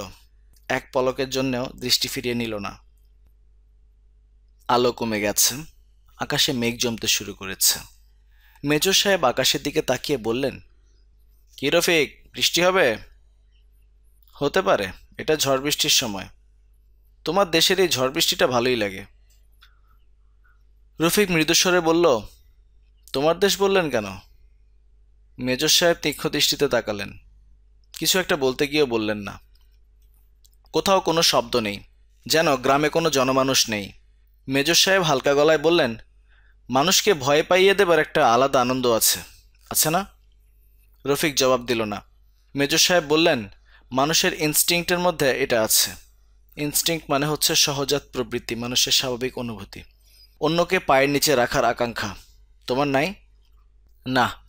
আছে, তোমারও আছে, সবারই আছে, থাকতেই হবে। রফিক কিছু বলল না। তারা হাঁটছে পাশাপাশি। মেজর সাহেব কথা বলছেন বন্ধুর মতো। তার কথার ধরন দেখে মনে হয় রফিককে তিনি যথেষ্ট গুরুত্ব দেন। বদিউজ্জামানের বাড়ির সামনে দিয়ে যাবার সময় মীর আলী তীক্ষ্ণ কণ্ঠে বলল, কেডা যায়? কেডা যায়? জয়নাল মিয়া। মেজর সাহেব থমকে দাঁড়ালেন। রফিক বলল, লোকটা স্যার অন্ধ। মেজর সাহেবকে মনে হলো এই খবরে বেশ উৎসাহ বোধ করছেন। কে লোকটি? কথা বলে না কেডা গো? আমি রফিক। রফিকটা কেডা? কোন বাড়ির? ঘরের ভিতর গিয়ে বসেন চাচা। মেজর সাহেব ঠান্ডা গলায় বললেন, তুমি ওকে কি বললে? রফিক ইংরেজিতে বলল, আমি তাকে ঘরে যেতে বললাম। কেন? এমনি বললাম। মীর আলী ভয় পাওয়া গলায় চেঁচালো, এরা কে? মেজর সাহেব বললেন, তুমি ওকে বলো আমি major Ejaz Ahmed, commanding officer, 58th infantry battalion. Sir বাদ দেন, বুড়া মানুষ। তোমাকে বলতে বলেছি, তুমি বলো। যাও, কাছে গিয়ে বলো। রফিক এগিয়ে গেল। মেজর সাহেব তাকিয়ে রইলেন তীক্ষ্ণ দৃষ্টিতে। তিনি কি বুড়োর চোখে মুখে কোনো পরিবর্তন দেখতে চাচ্ছিলেন? কোনো রকম পরিবর্তন অবশ্য দেখা গেল না। রফিক ফিরে আসতেই মেজর সাহেব বললেন, তুমি এই অন্ধ বুড়োকে বলো মেজর সাহেব আপনাকে সালাম জানাচ্ছেন। রফিক তাকিয়ে রইল। মেজর সাহেব বিরক্ত স্বরে বললেন, দাঁড়িয়ে আছো কেন, যাও। রফিক এগিয়ে গেল। বুড়ো মীর আলী কিছুই বলল না, মাথা নিচু করে বসে রইল।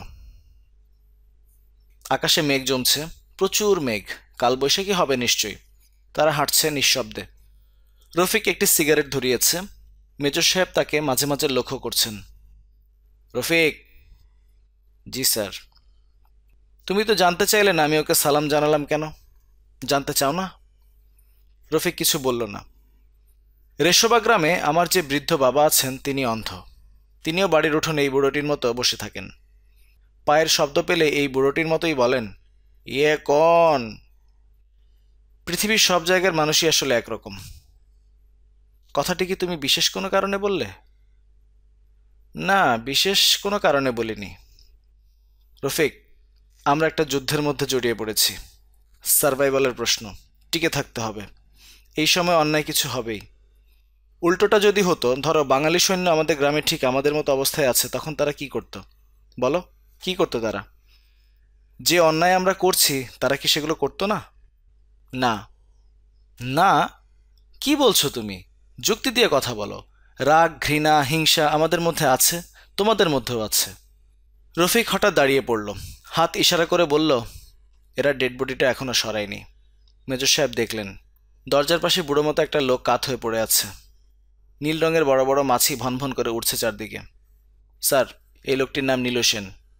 এর কি কোনো আত্মীয় স্বজন নেই? এভাবে ফেলে রেখেছে কেন? রফিক গলা উঁচিয়ে ডাকল, বলাই, বলাই। কোনো সাড়া পাওয়া গেল না। কাকে ডাকছিলে?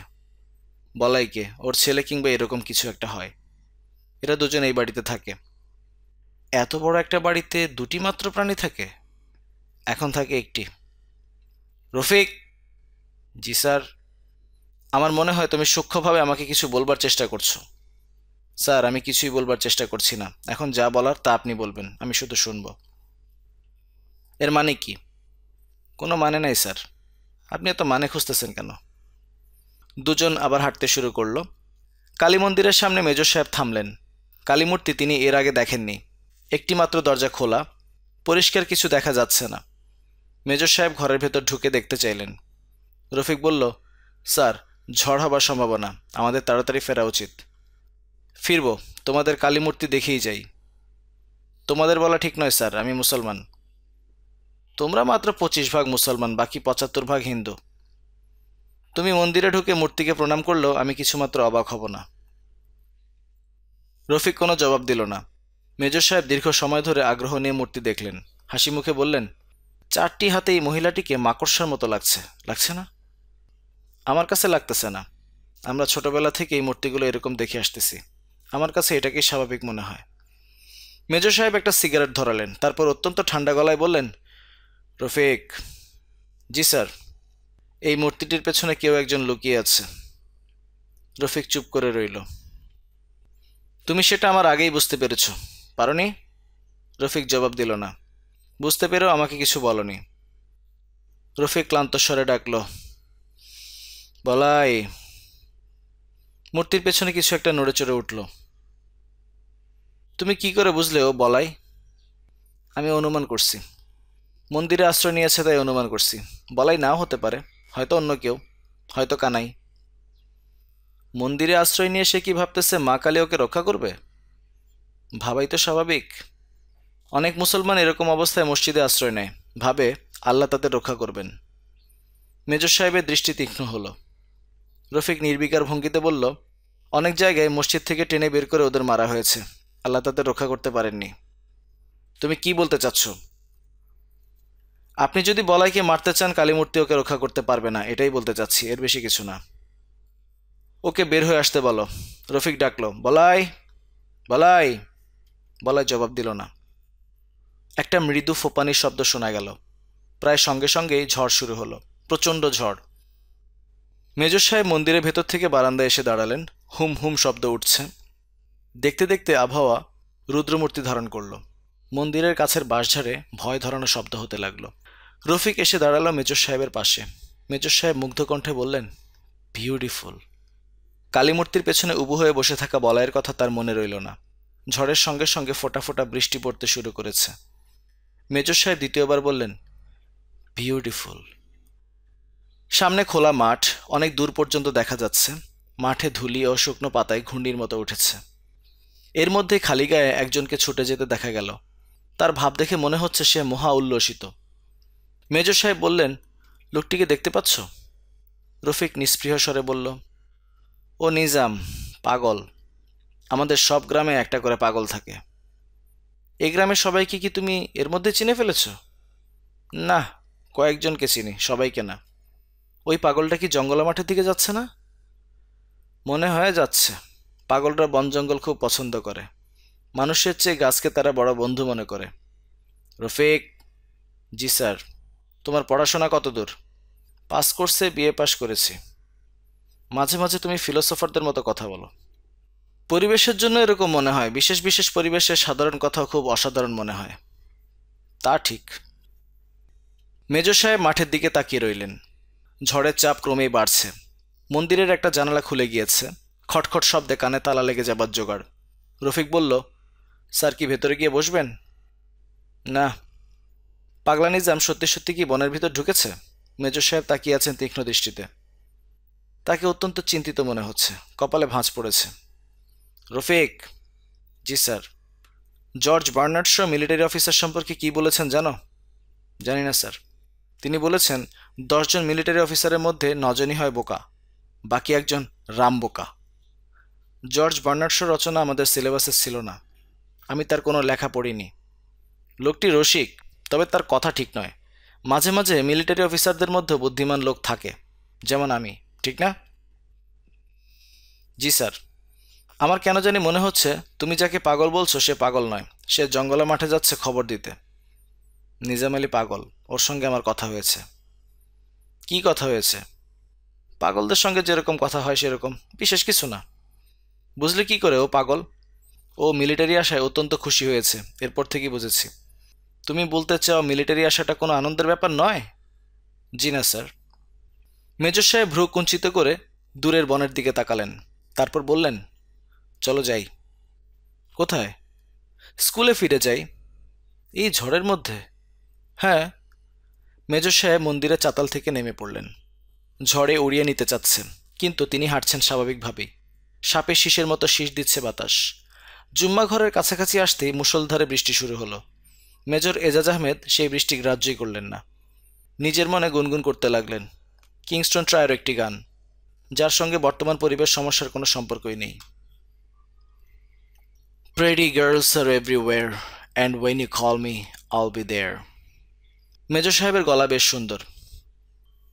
ঝড় স্থায়ী হলো আধা ঘন্টার মতো। ঝড়ে গ্রামের কারো তেমন ক্ষতি হলো না। শুধু বদিউজ্জামানে নতুন টিনের বাড়িটির ছাদ উড়ে গেল। মীর আলী আতঙ্কে অস্থির হয়ে চেঁচাতে লাগলো। অনুফা কি করবে ভেবে পেল না। তাদের বাড়ি গ্রামের বাইরে। ছুটে গ্রামে যাওয়ার কোনো প্রশ্নই ওঠে না। গোয়ালঘরটি এখনও টিকে আছে, সেখানে যাওয়া যায়, কিন্তু বাতাসের বেগ এখনও কমেনি। সেই নড়বড়ে চালা কখন মাথার উপর পড়ে তার কি ঠিক আছে? সে পরিবাণুকে কোলে নিয়ে তার শ্বশুরের হাত ধরে দাঁড়িয়ে রইল। মীর আলী ভাঙা গলায় চেঁচাতে লাগলো, বদি, বদি রে, ও বদিউজ্জামান। বদিউজ্জামানের চোখ জবা ফুলের মতো লাল। এখন আর তার আগের মতো কষ্টবোধ হচ্ছে না। পানিতে দাঁড়িয়ে থাকতে তার ভালোই লাগছে। ঝড় বৃষ্টির সময় সে নিজের মনে খানিকক্ষণ হেসেছে। কেন হেসেছে সে জানে না, কোনো কারণ ছাড়াই হাসি এসেছে। বদিউজ্জামানের ভয়ও কমে এসেছে। কিছুক্ষণ আগে একটি শিয়াল এসে তার দিকে তাকিয়েছিল। সে বেশ শব্দ করেই বলেছে, যা যা। এই শিয়ালটি আবার এসেছে। মাথা ঘুরিয়ে তাকে দেখছে। অন্ধকার হয়ে আসছে। টকটকে লাল চোখ নিয়ে বদিউজ্জামান তাকিয়ে আছে শিয়ালটির দিকে। তার ভালোই লাগছে। গিরগিটিটি দুপুরের পর থেকেই নেই। বদিউজ্জামানের খুব নিঃসঙ্গ লাগছিল। এখন আর লাগছে না। মাগরিবের নামাজ আদায় করতে 4-5 জন মুসল্লি গিয়েছিল মসজিদে। আজানের পরপরই কয়েকটি গুলির শব্দ হওয়ায় তারা নামাজ আদায় না করে ফিরে এলো। ফেরার পথে তাদের মনে হলো কাজটা ঠিক হলো না। এতে আল্লাহর গজব পড়ার সম্ভাবনা। তারা আবার মসজিদে ফিরে গেল, নামাজ পড়ল। মসজিদ থেকে বেরোবার সময় দেখলো রাস্তায় মিলিটারি। তারা আবার মসজিদে ফিরে গেল, রাত কাটালো সেখানেই। সন্ধ্যার পর গ্রামের কোথাও কোনো বাতি জ্বলল না, চারদিকে অন্ধকার, সবাই বসে রইল। কোনো সাড়া শব্দ নেই, শুধু জেলেপাড়ায় কে যেন সুর করে কাঁদছে। সেই সুরেলা কান্না ভেসে আসছে অনেক দূর পর্যন্ত। চিত্রাবুড়ি বসে আছে কৈবর্তপাড়ায়, মানে জেলেপাড়ায়। তাকে কেউ কিছু বলছে না। চিত্রাবুড়িও কাঁদছে, হাউমাউ কান্না। বলাই কোনোখানেই বেশিক্ষণ থাকতে পারছে না। সারাক্ষণই তার মনে হচ্ছিল এই বুঝি তাকে ধরতে আসছে। সে অল্প কিছু সময়ের মধ্যে বেশ কয়েকবার জায়গা বদল করলো, বেশি দূর কখনো গেল না। সেনবাড়ি, সেনবাড়ি মন্দির, এর মধ্যেই তার ঘোরাফেরা। সন্ধ্যা মেলাবার পর সে চিলেকোঠার লোহা সিঁড়ি বেয়ে ছাদে উঠে গেল। ছাদে আধ হাতের মতো পানি জমে আছে।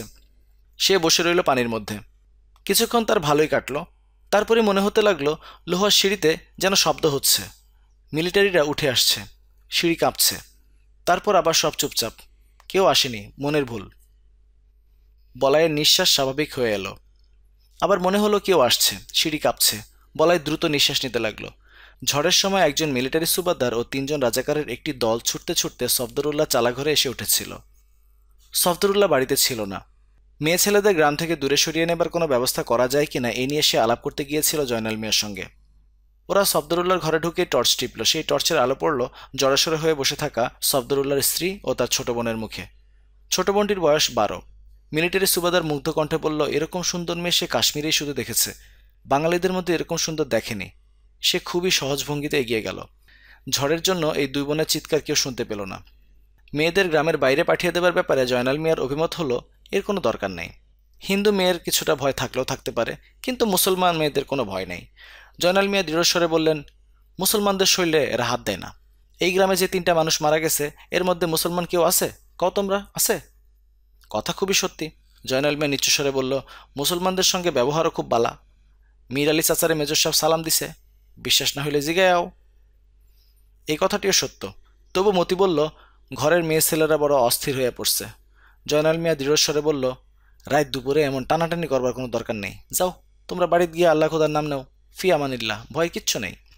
যে অল্প কজন এসেছিল তারা ঝড়ের মধ্যে চলে গেল। ঝড় থামবার পর জয়নাল মিয়ার কাছে খবর এলো মেজর সাহেব তার সঙ্গে দেখা করতে চান, সে যেন দেরি না করে। জয়নাল মিয়া ভীতস্বরে বলল, যাও গিয়া বলো আমি আসতেছি। বাঙালি রাজাকারটি বিরক্ত মুখে বলল, আমার সাথে চলেন, সাথে যেতে বলছে। সফদরুল্লাহর বাড়ির সামনে এসে জয়নাল মিয়ার মনে হলো ভেতর বাড়িতে মেয়ে ছেলে কাঁদছে। সফদরুল্লাহ উঠোনে বসে আছে। জয়নাল মিয়া জিজ্ঞেস করলো, কি হয়েছে? সফদরুল্লাহ জবাব দিল না। কান্দে কে? সফদরুল্লাহ সেই প্রশ্নের জবাব দিল না। সঙ্গে রাজাকারটি জয়নাল মিয়ার পিঠে ঠেলা দিয়ে বলল, তাড়াতাড়ি হাঁটেন। মেজর সাহেব এক মগ কফি হাতে ঘরে ঢুকলেন। তার সমস্ত গা ভেজা, মাথায় টুপি নেই, ভেজা চুল বেয়ে ফোঁটা ফোঁটা পানি পড়ছে। আজিজ মাস্টার উঠে দাঁড়ালো। ইমাম সাহেব বসেই রইলেন। তার উঠে দাঁড়াবার ক্ষমতা নেই। কিছু সময় পরপরই তার বমি হচ্ছে, সারা ঘরে বমির বাজে গন্ধ। রফিক একটি হারিকেন টেবিলের উপর রেখে চেয়ার এগিয়ে দিল মেজর সাহেবের দিকে। তিনি বসলেন না, একটি পা রাখলেন চেয়ারে। গম্ভীর গলায় প্রশ্ন করতে শুরু করলেন। প্রশ্নগুলো ইমাম সাহেবের প্রতি। রফিককে প্রতিটি প্রশ্ন ও উত্তর ইংরেজি করে দিতে হচ্ছিল। প্রশ্নোত্তর পর্বের গতি হলো স্লথ। স্লথ মানে ধীর গতির। সেজন্য মেজর সাহেবের কোনো ধৈর্যচ্যুতি হলো না, মানে তার ধৈর্যের কোনো সমস্যা হলো না। তারপর, ইমাম ভালো আছো? জি। আমি তো খবর পেলাম ভালো নেই, ক্রমাগত বমি হচ্ছে। জি হুজুর। শাস্তির দৃশ্যটা ভালো লাগেনি? ইমাম সাহেব জবাব দিলেন না, বমির বেগ সামলাবার চেষ্টা করতে লাগলেন। মেজর সাহেবের মুখে ক্ষীণ হাসি দেখা গেল। দৃশ্যটি কি খুব কঠিন ছিল? জি। তুমি নিজে নিশ্চয়ই গরু ছাগল জবাই করো, করো না? জি করি। তখন খারাপ লাগে না? ইমাম সাহেব একটি ছোট্ট নিঃশ্বাস ফেললেন। মেজর সাহেব কফির মগে দীর্ঘ চুমুক দিয়ে জবাবের প্রতীক্ষা করতে লাগলেন। জবাব পাওয়া গেল না। ইমাম। জি স্যার। এখন আমাকে বলো, তোমাদের ওই জঙ্গলে মোট কতজন বাঙালি সৈন্য আছে? আমি জানি না স্যার। সঠিক সংখ্যাটি বলতে না পারলেও কোনো ক্ষতি নেই, অনুমান করে বলো। আমি জানি না স্যার। সৈন্য আছে কিনা সেটা বলো। স্যার আমি জানি না। আচ্ছা বেশ, সৈন্য নেই, এই কথাটি তোমার মুখ থেকে শুনি। স্যার আমি জানি না, কিছুই জানি না স্যার। মেজর সাহেব কফির মগ নামিয়ে রাখলেন, সিগারেট ধরালেন। তার কপালের চামড়ায় সূক্ষ্ম ভাঁজ পড়ল। তুমি কখনো ওই বনে যাওনি? জি না স্যার, আমি ধর্মকর্ম নিয়ে থাকি। ধর্মকর্ম নিয়ে থাকো? জি স্যার। মসজিদে লোক হয়? হয় স্যার। সেখানে তুমি কি পাকিস্তানের জন্য দোয়া করো? ইমাম সাহেব চুপ করে গেলেন। মেজর সাহেবের কণ্ঠে অসহিষ্ণুতা ধরা পড়ল। অসহিষ্ণুতা মানে হচ্ছে সহ্য করতে না পারা, বিরক্ত হওয়া। খুতবা শেষে পাকিস্তানের জন্য কখনো দোয়া করনি? পৃথিবীর সব মুসলমানের জন্য দোয়া খায়ের করা হয় স্যার। তুমি আমার কথার জবাব দাও, পাকিস্তানের জন্য দোয়া করনি? জি না স্যার। বাংলাদেশের জন্য কখনো দোয়া করেছো? ইমাম সাহেব চুপ করে রইলেন। মেজর সাহেব হঠাৎ প্রচণ্ড একটা চড় বসিয়ে দিলেন। ইমাম সাহেব চেয়ার থেকে উল্টে পড়ে গেলেন। রফিক তাকে উঠে বসালো। মেজর সাহেব ঠান্ডা স্বরে বললেন, ব্যথা লেগেছে? জি না। এতটুকু ব্যথা লাগেনি? জি না স্যার। আমার হাত এতটা কমজোরি তা জানা ছিল না। মেজর সাহেব হাতের সিগারেট ফেলে দিয়ে দ্বিতীয় চটটি দিলেন। ইমাম সাহেব গড়িয়ে নিচে পড়ে গেলেন। তার নাক দিয়ে রক্ত পড়তে শুরু করলো। রফিক তাকে তুলতে গেল। মেজর সাহেব বললেন, ও নিজে নিজেই উঠবে। ইমাম, উঠে বসো। ইমাম সাহেব উঠে বসলেন। এখন বলো, তুমি শেখ মুজিবুর রহমানের নাম শুনেছ? জি, শুনেছি। সে কে? ইমাম সাহেব চুপ করে রইলেন। সে কে তুমি জানো না? মেজর সাহেব এগিয়ে এসে তৃতীয় চটটি বসালেন। ইমাম সাহেব শব্দ করে দোয়া ইউনুস পড়তে লাগলেন। মেজর সাহেব তাকালেন আজিজ মাস্টারের দিকে। তারপর, কবি, তুমি কেমন আছো? ভালো আছো? জি। তুমি শুনলাম বেশ শক্তই ছিলে, বমি টমি কিছু করনি? আজিজ মাস্টার জবাব দিল না। বাংলাদেশের উপর কখনো কবিতা লিখেছ? জি না স্যার। কেন? লেখনি কেন? আজিজ মাস্টার চুপ করে রইল। শেখ মুজিবের উপর লিখেছ? জি না। আজিজ মাস্টারের পা কাঁপতে লাগলো। মেজর সাহেব বললেন, তুমি প্রেমের কবিতা ছাড়া অন্য কিছু লেখো না? জি না। তুমি দেখি দারুণ প্রেমিক মানুষ। সব কবিতা কি মালা নামের ওই বালিকাকে নিয়ে লেখা? জবাব দাও, বলো হ্যাঁ কিংবা না। হ্যাঁ। শোনো আজিজ, আমি কথা রাখি। আমি কথা দিয়েছিলাম ওই মেয়েটির সঙ্গে তোমার বিয়ের ব্যবস্থা করব। সেটা আমার মনে আছে। আমি ওই মেয়ের বাবাকে আনতে লোক পাঠিয়েছি। এখন তুমি আমাকে বলো, ওই বনে কতজন সৈন্য লুকিয়ে আছে? স্যার, বিশ্বাস করেন, আমি কিছুই জানি না। আমি তোমার কথা বিশ্বাস করলাম না। তুমি বোধহয় জানো না আমি কি পরিমাণ নিষ্ঠুর হতে পারি। তুমি জানো? জি স্যার, জানি। না, তুমি জানো না। তবে এক্ষুনি দেখতে পাবে। রফিক, তুমি ওর জামা কাপড় খুলে ওকে ন্যাংটা করে ফেলো। আজিজ মাস্টার হতভম্ব হয়ে তাকালো। এই লোকটা বলে কি? আজিজ মাস্টারের পা কাঁপতে লাগলো। মেজর সাহেব বললেন, দেরি করবে না, আমার হাতে সময় বেশি নেই। রফিক। জি স্যার। এই মিথ্যাবাদী কুকুরটাকে ন্যাংটা করে সমস্ত গ্রামে ঘুরে ঘুরে দেখাবে, বুঝতে পারছো? পারছি। আর শোনো, একটা ইটের টুকরো ওর পুরুষাঙ্গে ঝুলিয়ে দেবে। এতে সমস্ত ব্যাপারটায় একটা হিউমার আসবে। আজিজ মাস্টার কাপা গলায় বলল, আমি কিছুই জানি না স্যার। একটা কোরআন শরীফ দেন, কোরআন শরীফ ছুঁয়ে বলবো। তার কোনো প্রয়োজন দেখি না। রফিক, যা করতে বলছি করো। রফিক থেমে থেমে বলল, মানুষকে এভাবে লজ্জা দেবার কোনো অর্থ হয় না। মেজর সাহেবের চোখের দৃষ্টি তীক্ষ্ণ হতে লাগলো। তিনি তাকিয়ে আছেন রফিকের দিকে। রফিক বলল, আপনি যদি একে অপরাধী মনে করেন তাহলে মেরে ফেলেন, লজ্জা দেবার দরকার কি? তুমি একে অপরাধী মনে করো না? না, আমার মনে হয় সে কিছু জানে না। সে এই গ্রামে থাকে, আর এত বড় একটা ব্যাপার জানবে না? জানলে বলতো, কিছু জানে না তাই বলছে না। বলবে সে ঠিকই, ইট বেঁধে তাকে বাড়ি বাড়ি নিয়ে যাও, দেখবে তার মুখে কথা ফুটেছে।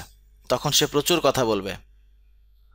রফিক ঠান্ডা স্বরে বলল, স্যার, ওকে এরকম লজ্জা দেওয়াটা ঠিক না। কেন ঠিক না? আপনি শুধু ওকে লজ্জা দিচ্ছেন না, আপনি আমাকেও লজ্জা দিচ্ছেন। আমিও ওর মতো বাঙালি। তাই নাকি? আমি তো জানতাম তুমি পাকিস্তানি। তুমি কি সত্যি পাকিস্তানি? জি স্যার। আমার মনে হয় এটা তোমার সবসময় মনে থাকে না। মনে রাখবে। জি স্যার, রাখবো। এটা তোমার নিজের স্বার্থেই মনে রাখা উচিত। রফিক চুপ করে গেল।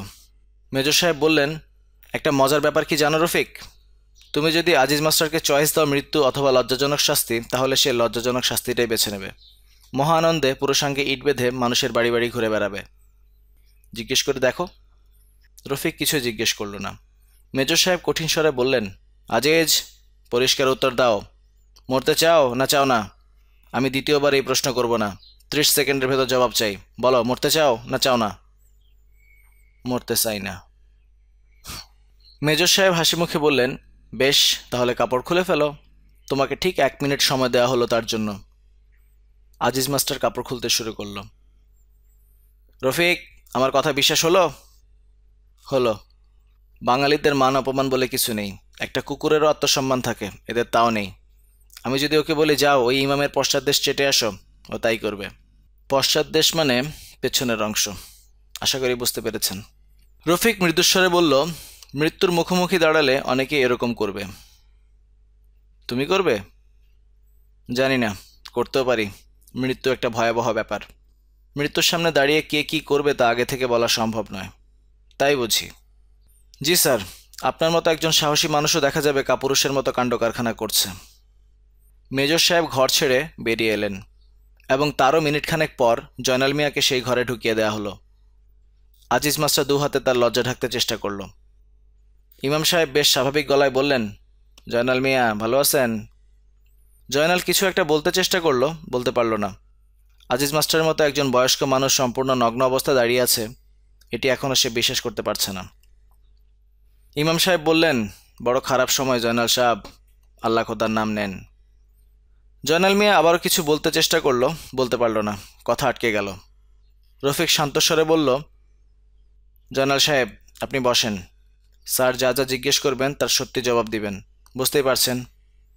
জয়নাল মিয়া মাটিতে বসে পড়ল। ইমাম সাহেব বললেন, চেয়ারে বসেন, মাটিতে প্রস্রাব আছে, নাপাক জায়গা। মেঘ নেই, আকাশে তারা ফুটতে শুরু করেছে। রাত প্রায় 8টা, কিন্তু মনে হচ্ছে নিশুতি। হাওয়া থেমে গেছে, গাছের একটি পাতাও নড়ছে না। সফদরুল্লাহ একটা দা হাতে মাঠে নেমে পড়ল। সে দুজনকে খুঁজছে। একজন তালপাতার মতো লম্বা, গোঁফ আছে। অন্যজন বাঙালি, তার মুখে বসন্তের দাগ। সফদরুল্লাহ কোনো রকম শব্দ না করে হাঁটছে। ঘুটঘুটে অন্ধকার, তাতে তার কোনো অসুবিধা হচ্ছে না। সে যেভাবে হাঁটছে তাতে মনে হয় অন্ধকারেও দেখতে পাচ্ছে। কোনো কোনো সময় মানুষের ইন্দ্রিয় অস্বাভাবিক তীক্ষ্ণ হয়ে ওঠে। ইন্দ্রিয় মানে মানুষের যে অঙ্গগুলো দিয়ে মানুষ সব কিছু বুঝতে পারে চারপাশে, যেমন চোখে দেখতে পায়, নাকে ঘ্রাণ পায়, কানে শুনতে পায়, এগুলাকে বলা হয় ইন্দ্রিয়। সে প্রথমে গেল বিলের দিকে। কেউ নেই সেখানে। বেশ কিছু কাটার ডাব পড়ে আছে চারদিকে। সফদরুল্লাহ দীর্ঘ সময় বিলের পাড়ে দা হাতে বসে রইল। বাতাস নেই কোথাও, তবু বিলের পানিতে ছলাৎ শব্দ হচ্ছে। ওরা আবার হয়তো আসবে। পানিতে দাঁড় করিয়ে আরও মানুষ মারবে।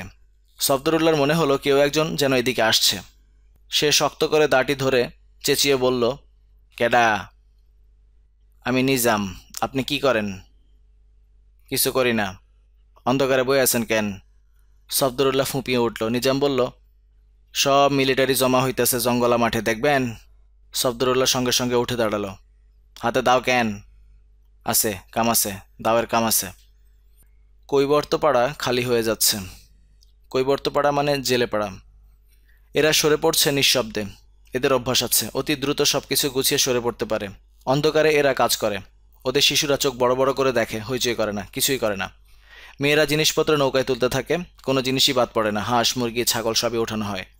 এরা কাজ করে নিঃশব্দে। প্রবীণরা হুকো হাতে বেশ অনেকটা দূরে বসে থাকে। প্রবীণ মানে যারা বয়স্ক মানুষ, তারা। তাদের ভাবভঙ্গি দেখে মনে হয় কি হচ্ছে না হচ্ছে এরা কিছুই জানে না। এরা ঝিমুতে থাকে। ঝিমুতে ঝিমুতেই চারিদিকে লক্ষ্য রাখে। বুড়ো বয়সেও এদের দৃষ্টি তীক্ষ্ণ। মীর আলী খুনখুন করে কাঁদে। ভাতের জন্য কাঁদে। বদিউজ্জামান বাড়ি ফেরেনি। সে না ফেরা পর্যন্ত অনুফা ভাত চড়াবে না। ঘরে চাল ডাল সবই আছে। 4টা চাল ফুটাতে এমন কি ঝামেলা মীর আলী বুঝতে পারে না। অনেক রকম ঝামেলা আছে ঠিকই, মাথার উপর টিনের ছাদ নেই, গ্রামে মিলিটারি মানুষ মারছে, তাই বলে মানুষের ক্ষুধা তৃষ্ণা তো আর চলে যায়নি। পরিবারেও বিরক্ত করছে না, ঘুমাচ্ছে। অসুবিধা তো কিছু নাই। মীর আলী মৃদুস্বরে বলল, বউ, সাইডটা ভাত রাইন্দা ফেল। অনুফা তীব্র স্বরে বলল, আপনি মানুষ না আর কিছু? মীর আলী অবাক হয়ে বলল, আমি কি করলাম? 15-20 জন সিপাই বসে আছে স্কুলের বারান্দায়। এরাও ক্ষুধার্ত। সমস্ত দিন কোনো খাওয়া হয়নি। এদের জন্য রান্না হবার কথা মধুবনে। ঝড়ের জন্য নিশ্চয়ই কোনো ঝামেলা হয়েছে। রান্না করা খাবার এসে পৌঁছায়নি। কখন এসে পৌঁছাবে কে জানে। এরা সবাই দেয়ালে ঠেস দিয়ে শ্রান্ত ভঙ্গিতে বসে আছে। কয়েকজন স্পষ্টতই ঘুমাচ্ছে। কিছু বাঙালি রাজাকার ওদের সঙ্গে গল্প জমাবার চেষ্টা করছে। গল্প জমছে না। ওরা হাল ছাড়ছে না। ওস্তাদজি ওস্তাদজি বলেই যাচ্ছে। বদিউজ্জামানের মনে হলো জ্বর এসেছে। সে নিশ্চিত হতে পারছে না, মাথায় হাত দিলে কোনো উত্তাপ পাওয়া যায় না, কিন্তু তার কান ঝাঁ ঝাঁ করছে। কিছুক্ষণ আগেও তার শীত করছিল, এখন আর করছে না। খুক খুক করে কে যেন কাশল, নাকি সে নিজেই কাশছে? নিজামের মতো তারও মাথা খারাপ হয়ে যাচ্ছে। একবার মনে হলো শীতল ও লম্বা কি একটা যেন তার শার্টের ভেতর ঢুকে গেছে। সে প্রায় চিৎকার করে উঠতে যাচ্ছিল, কিন্তু চিৎকার করল না। মনের ভুল, শার্টের ভেতর কিছুই নেই। বদিউজ্জামানের মনে হলো সে যেন অনেকের কথাবার্তা শুনতে পাচ্ছে। কথাবার্তা বলতে বলতে কারা যেন এগিয়ে আসছে। এটাও কি মনের ভুল? বদিউজ্জামান উৎকণ্ঠ হয়ে অপেক্ষা করতে লাগলো। সে ঠিক করলো, মিলিটারিরা তাকে মেরে ফেললে সে বলবে, ভাইরা কেমন আছেন? বড় মজার ব্যাপার হবে। বদিউজ্জামান নিজের মনে খুক খুক করে হাসতে লাগলো। বাঁ দিকে 4টি সবুজ চোখ তাকিয়ে আছে তার দিকে। শিয়াল। দিনে যে শিয়ালটা তাকে দেখে গিয়েছিল সে নিশ্চয়ই তার স্ত্রীকে ডেকে নিয়ে এসেছে। ভাবতে বেশ মজা লাগলো বদিউজ্জামানের। সে আবার হাসতে শুরু করলো। এবার আর নিজের মনে হাসা নয়, শব্দ করে হাসা। রফিক বাইরে এসে দেখল মেজর সাহেব স্কুল ঘরের শেষ প্রান্তের বারান্দায় একাকী দাঁড়িয়ে আছেন। রফিককে দেখে তিনি কিছুই বললেন না। রফিক বারান্দায় নেমে গেল, অপেক্ষা করলো খানিকক্ষণ, তারপর হাঁটতে শুরু করলো গেটের দিকে। মেজর সাহেব ভারী গলায় ডাকলেন, রফিক। রফিক ফিরে এলো। কোথায় যাচ্ছিলে? তেমন কোথাও না, তোমাকে একটা কথা বলার প্রয়োজন মনে করছি। বলুন। তুমি কি জানো আমি তোমাকে বিশ্বাস করি না? জানি। কখন থেকে অবিশ্বাস করতে শুরু করেছি জানো? শুরু থেকেই। কোনো বাঙালিকে আপনি বিশ্বাস করেন না। তা ঠিক, যারা বিশ্বাস করেছে তারাই মারা পড়েছে। আমার বন্ধু মেজর বখতিয়ার বিশ্বাস করেছিল, ওরা তাকে ধরে নিয়ে গিয়েছে। মেজর বখতিয়ার বিশ্বাস করেছিল কি করেনি সেটা আপনি জানেন না, অনুমান করেছেন। হ্যাঁ, তাও ঠিক, আমি জানি না। মেজর সাহেব হঠাৎ প্রসঙ্গ পাল্টে জিজ্ঞেস করলেন, তুমি কি ওই মাস্টারটির বিশেষ অঙ্গে ইট ঝুলিয়ে দিয়েছ? না। কেন? প্রমাণ সাইজের ইট পাওনি? প্রমাণ সাইজ মানে মিডিয়াম সাইজ। রফিক কথা বলল না। মেজর সাহেব চাপা স্বরে বললেন, বাঙালি ভাইদের প্রতি দরদ উতলে উঠেছে? আমার মধ্যে দরদ টরদ কিছু নাই মেজর সাহেব। ইট ঝোলানোটা আমার কাছে অপ্রয়োজনীয় বলে মনে হয়েছে। মোটেই অপ্রয়োজনীয় নয়। আমি ইট বাঁধা অবস্থায় ওকে ওর প্রেমিকার কাছে নিয়ে যাব এবং ওকে বলবো সেই প্রেমের কবিতাটি আবৃত্তি করতে। কেন? রফিক। জি স্যার। তুমি আমাকে প্রশ্ন করার দুঃসাহস কোথায় পেলে? আপনি একজন সাহসী মানুষ। সাহসী মানুষের সঙ্গে থেকে থেকে আমিও সাহসী হয়ে উঠেছি। I C. এবং স্যার, আপনি একবার আমাকে বলেছিলেন আমার মনে কোনো প্রশ্ন থাকলে তা বলে ফেলতে। বলেছিলাম? জি স্যার। সেই প্রিভিলেজ এখন আর তোমাকে দিতে চাই না। এখন থেকে তুমি কোনো প্রশ্ন করবে না। ঠিক আছে স্যার। রফিক। জি স্যার। আজ তোমাকে খুব আনন্দিত মনে হচ্ছে। আপনি ভুল করছেন স্যার। আমাকে উৎফুল্ল বা আনন্দিত দেখানোর কোনো কারণ নেই। এমন কিছুই ঘটেনি যে আমি উৎফুল্ল হব। তুমি বলতে চাও যে বিমর্ষ হবার মতো অনেক কিছু ঘটেছে? আমি তাও বলতে চাই না। মেজর সাহেব পশতু ভাষায় কী যেন বললেন, কোনো কবিতা টবিতা হবে হয়তো। রফিক তাকিয়ে রইল। মেজর সাহেব বললেন, রফিক তুমি পশতু জানো? জি না স্যার। না চাইলেও শোনো। এর মানে হচ্ছে বেশি রকম বুদ্ধিমানের মাঝে মাঝে বড় রকম বোকামি করতে হয়। রফিক কিছুই বলল না। মেজর সাহেব বললেন, চলো জয়নাল লোকটির কাছ থেকে কিছু জানতে চেষ্টা করি। তোমার কি মনে হয় আমাদের কিছু বলবে? না স্যার, বলবে না। কি করে বুঝলে? এরা কিছুই জানে না, কাজেই কিছু বলার প্রশ্ন ওঠে না। চলো দেখা যাক। তোমার নাম জয়নাল? জি। এই ন্যাংটা মানুষটাকে তুমি চেনো? জি স্যার। ও তোমার মেয়েকে বিয়ে করতে চায়। জয়নাল মেয়ে হতভম্ব হয়ে তাকালো। তার পা কাঁপতে লাগলো। এসব কি শুনছে? ইমাম সাহেব অস্ফুট একটি ধ্বনি করলেন। মেজর সাহেব বললেন, কিছু বলবে ইমাম? জি না স্যার। জয়নাল তুমি কিছু বলবে? জি না। আমি ঠিক করেছি মাস্টারকে এই অবস্থায় তোমার মেয়ের কাছে নিয়ে যাব। জয়নাল তোমার মেয়েটি কি বাড়িতে আছে? জয়নাল মিয়া মাটিতে বসে পড়ল। মেজর সাহেব হাসি হাসি মুখে তাকিয়ে রইলেন, যেন কিছু শোনার জন্য অপেক্ষা করছেন। ঘরে একটি শব্দ হলো না। জয়নাল। জি। তোমার মেয়েটি বাড়িতেই আছে আশা করি। জয়নাল মিয়া হাউমাউ করে কেঁদে উঠল। মেজর সাহেব প্রচণ্ড ধমক দিলেন, কান্না বন্ধ করো। কান্না আমার সহ্য হয় না। চলো যাই, দেরি হয়ে যাচ্ছে, চলো চলো। আজিজ মাস্টার তখন কথা বলল, অত্যন্ত স্পষ্ট স্বরে বলল, মেজর সাহেব আমি মরবার জন্য প্রস্তুত আছি, আমাকে লজ্জার হাত থেকে বাঁচান। মেজর সাহেব মনে হলো বেশ অবাক হলেন। কৌতূহলী গলায় বললেন, মরতে রাজি আছো? হ্যাঁ। ভয় লাগছে না? লাগছে। তবু মরতে চাও? আজিজ মাস্টার জবাব না দিয়ে নিচু হয়ে তার পাজামা তুলে পড়তে শুরু করলো। মেজর সাহেব তীক্ষ্ণ দৃষ্টিতে লক্ষ্য করতে লাগলেন, কিছুই বললেন না। আজিজ মাস্টারকে তার প্রায় 10 মিনিটের মধ্যে রাজাকাররা নিয়ে গেল বিলের দিকে। আজিজ মাস্টার বেশ সহজ ও স্বাভাবিকভাবে হেঁটে গেল। যাবার আগে ইমাম সাহেবের দিকে তাকিয়ে বলল, আসসালামু আলাইকুম। ইমাম সাহেব বা জয়নাল মিয়া কেউ কিছু বলল না। আজিজ মাস্টার চলে যাবার পর দীর্ঘ সময় কেউ কোনো কথা বলল না। মেজর সাহেব গম্ভীর মুখে সিগারেট টানতে লাগলেন। জয়নাল মিয়া কাঁপতে লাগলো থরথর করে। কিছুক্ষণের মধ্যে স্কুল ঘরের পেছনে কয়েকটি গুলির শব্দ হলো। ইমাম সাহেব ক্রমাগত দোয়া ইউনুস পড়তে লাগলেন। মেজর সাহেব বললেন, জয়নাল, তুমি আমার প্রশ্নের ঠিক ঠিক জবাব দাও, আমাকে রাগিও না। বলো, মোট কতজন সৈন্য লুকিয়ে আছে তোমাদের জঙ্গলা মাঠে? মনে রাখবে, আমি একই প্রশ্ন দুবার করব না। বলো কতজন? প্রায় 100। ইমাম সাহেব চোখ বড় বড় করে তাকালেন। রফিক অন্যদিকে তাকিয়ে রইল। মেজর সাহেব সিগারেট ধরালেন। সিগারেট ধরাতে গিয়ে তার হাত কাঁপতে লাগলো। এরা কবে এসেছে এই বনে? পরশু। এই গ্রাম থেকে তোমরা কবার খাবার পাঠিয়েছ? 3 বার। আজিজ মাস্টার এবং ইমাম এরা এই খবর জানে? জি না, এরা বিদেশি মানুষ, এদের কেউ বলে নাই। ওই সৈন্যরা এখান থেকে কোথায় যাবে জানো? জি না। কেউ জানে? জি না। ওদের মধ্যে কতজন অফিসার আছে? আমি জানি না। ওদের সঙ্গে গোলাবারুদ কি পরিমাণ আছে? জানি না স্যার। ওদের মধ্যে আহত কেউ আছে? আছে। কতজন? 6-7 জন। ওরাও বনেই আছে? জি না। ওরা কোথায়? কৈবর্তপাড়ায়, জেলে পাড়ায়। বনে খাবার নিয়ে কারা যেত?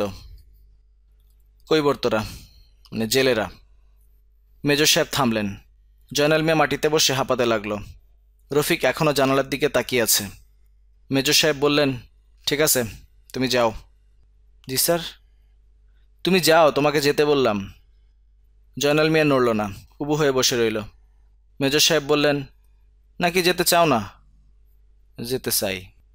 তাহলে যাও, দৌড়াও, আমি মত বদলে ফেলার আগেই দৌড়াও। জয়নাল মিয়া উঠে দাঁড়ালো, নিচু গলায় বলল, স্যার, আসসালামু আলাইকুম। মেজর সাহেব বললেন, ইমাম, তুমি যাও। ইমাম সাহেব নিজের কানকে বিশ্বাস করতে পারছেন না। যাও যাও, চলে যাও, কুইক। ওরা ঘর থেকে বেরোলো। স্কুল গেট পার হয়ে ছুটতে শুরু করলো। মেজর সাহেব জানালা দিয়ে অন্ধকারের দিকে তাকিয়ে রইলেন। তার মুখ অত্যন্ত গম্ভীর। রফিক। জি স্যার। জয়নাল কি সত্যি কথা বলল? মনে হয় না স্যার। প্রাণ বাঁচানোর জন্য অনেক সময় এ জাতীয় কথা বলতে হয়। কিন্তু আমি জানি ও সত্যি কথাই বলেছে। রফিক চুপ করে রইল। এবং আমার মনে হচ্ছে তুমিও তা জানো। রফিক তাকালো জানালার দিকে। বাইরে ঘন অন্ধকার। আমার মনে হয় তুমি আরও অনেক কিছুই জানো। আমি তেমন কিছু জানি না। তুমি শুধু বলো, তোমাদের সৈন্যরা এখনও কি বনে লুকিয়ে আছে? আমি কি করে জানবো? তুমি অনেক কিছুই জানো। আমি কৈবর্তপাড়ায় তল্লাশি করতে চেয়েছিলাম, তুমি বলেছিলে প্রয়োজন নেই। আমার ভুল হয়েছিল, সবাই ভুল করে। ঝড়ের সময় একটা পাগল ছুটে গেল বনের ভেতর, যায়নি? হ্যাঁ। ওকে বনের ভেতর যেতে দেখে তুমি খুব আনন্দিত হয়ে উঠলে। রফিক একটি নিঃশ্বাস ফেলল। বলো, তুমি আনন্দিত হওনি? ভুল দেখেছেন স্যার। আমার ধারণা ওই পাগলটি বনে খবর নিয়ে গেছে এবং সবাই পালিয়েছে ঝড়ের সময়। মেজর সাহেব উঠে দাঁড়ালেন। কঠিন কণ্ঠে বললেন, চলো আমার সঙ্গে। কোথায়? বুঝতে পারছো না কোথায়? তুমি তো বুদ্ধিমান, তোমার তো বুঝতে পারা উচিত। বলো, বুঝতে পারছো? পারছি। ভয় লাগছে?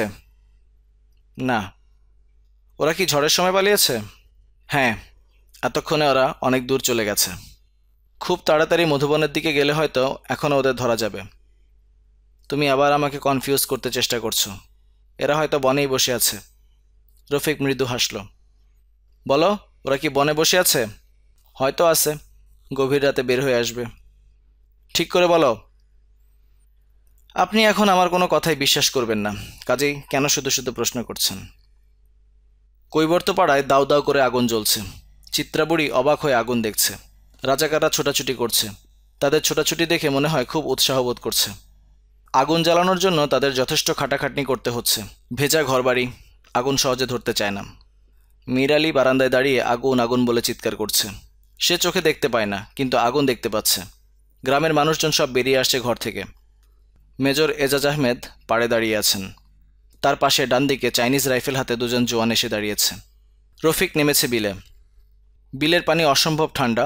রফিক পানি কেটে এগুচ্ছে। কি যেন ঠেকলো হাতে। মনার ছোট ভাই বীরু উপর হয়ে ভাসছে, যেন ভয় পেয়ে কাছে এগিয়ে আসতে চায়। রফিক পরম স্নেহে বীরুর গায়ে হাত রেখে বলল, ভয় নেই, ভয়ের কিছুই নেই। পাড়ে বসে থাকা মেজর সাহেব বললেন, কার সঙ্গে কথা বলছো রফিক? নিজের সঙ্গে মেজর সাহেব। কি বলছো নিজেকে? সাহস দিচ্ছি, আমি মানুষটা ভীতু। রফিক, বলুন, ওরা কি বন ছেড়ে চলে গেছে? সত্যি করে বলো। রফিক বেশ শব্দ করে হেসে উঠল। আচমকা হাসির শব্দে মেজর সাহেব চমকে উঠলেন। কৈবর্তপাড়ায় আগুন ছড়িয়ে পড়ছে। আলো হয়ে উঠছে চারদিক। রফিককে পরিষ্কার দেখা যাচ্ছে এবার। ছোটখাটো অসহায় একটা মানুষ বুক পানিতে দাঁড়িয়ে আছে। মেজর সাহেব বললেন, রফিক, তুমি কি বেঁচে থাকতে চাও? রফিক শান্ত স্বরে বলল, চাই মেজর সাহেব, সবাই বেঁচে থাকতে চায়। আপনি নিজেও চান, চান না? মেজর সাহেব চুপ করে রইলেন। রফিক তীক্ষ্ণ স্বরে বলল, মেজর সাহেব, আমার কিন্তু মনে হয় না আপনি জীবিত ফিরে যাবেন এদেশ থেকে। মেজর এজাজ আহমেদ সিগারেট ধরালেন। কৈবর্তপাড়ার আগুনের দিকে তাকালেন। পশতু ভাষায় সঙ্গের জওয়ান দুটিকে কি যেন বললেন। গুলির নির্দেশ হয়তো। রফিক বুঝতে পারল না, সে পশতু ভাষা জানে না। হ্যাঁ, গুলির নির্দেশই হবে। সৈন্য দুটি বন্দুক তুলছে। রফিক অপেক্ষা করতে লাগল। বুক পর্যন্ত পানিতে গা ডুবিয়ে লালচে আগুনের আঁচে যে রফিক দাঁড়িয়ে আছে, মেজর এজাজ আহমেদ তাকে চিনতে পারলেন না। এ যেন অন্য রফিক। মেজর এজাজের কপালে বিন্দু বিন্দু ঘাম জমতে লাগল।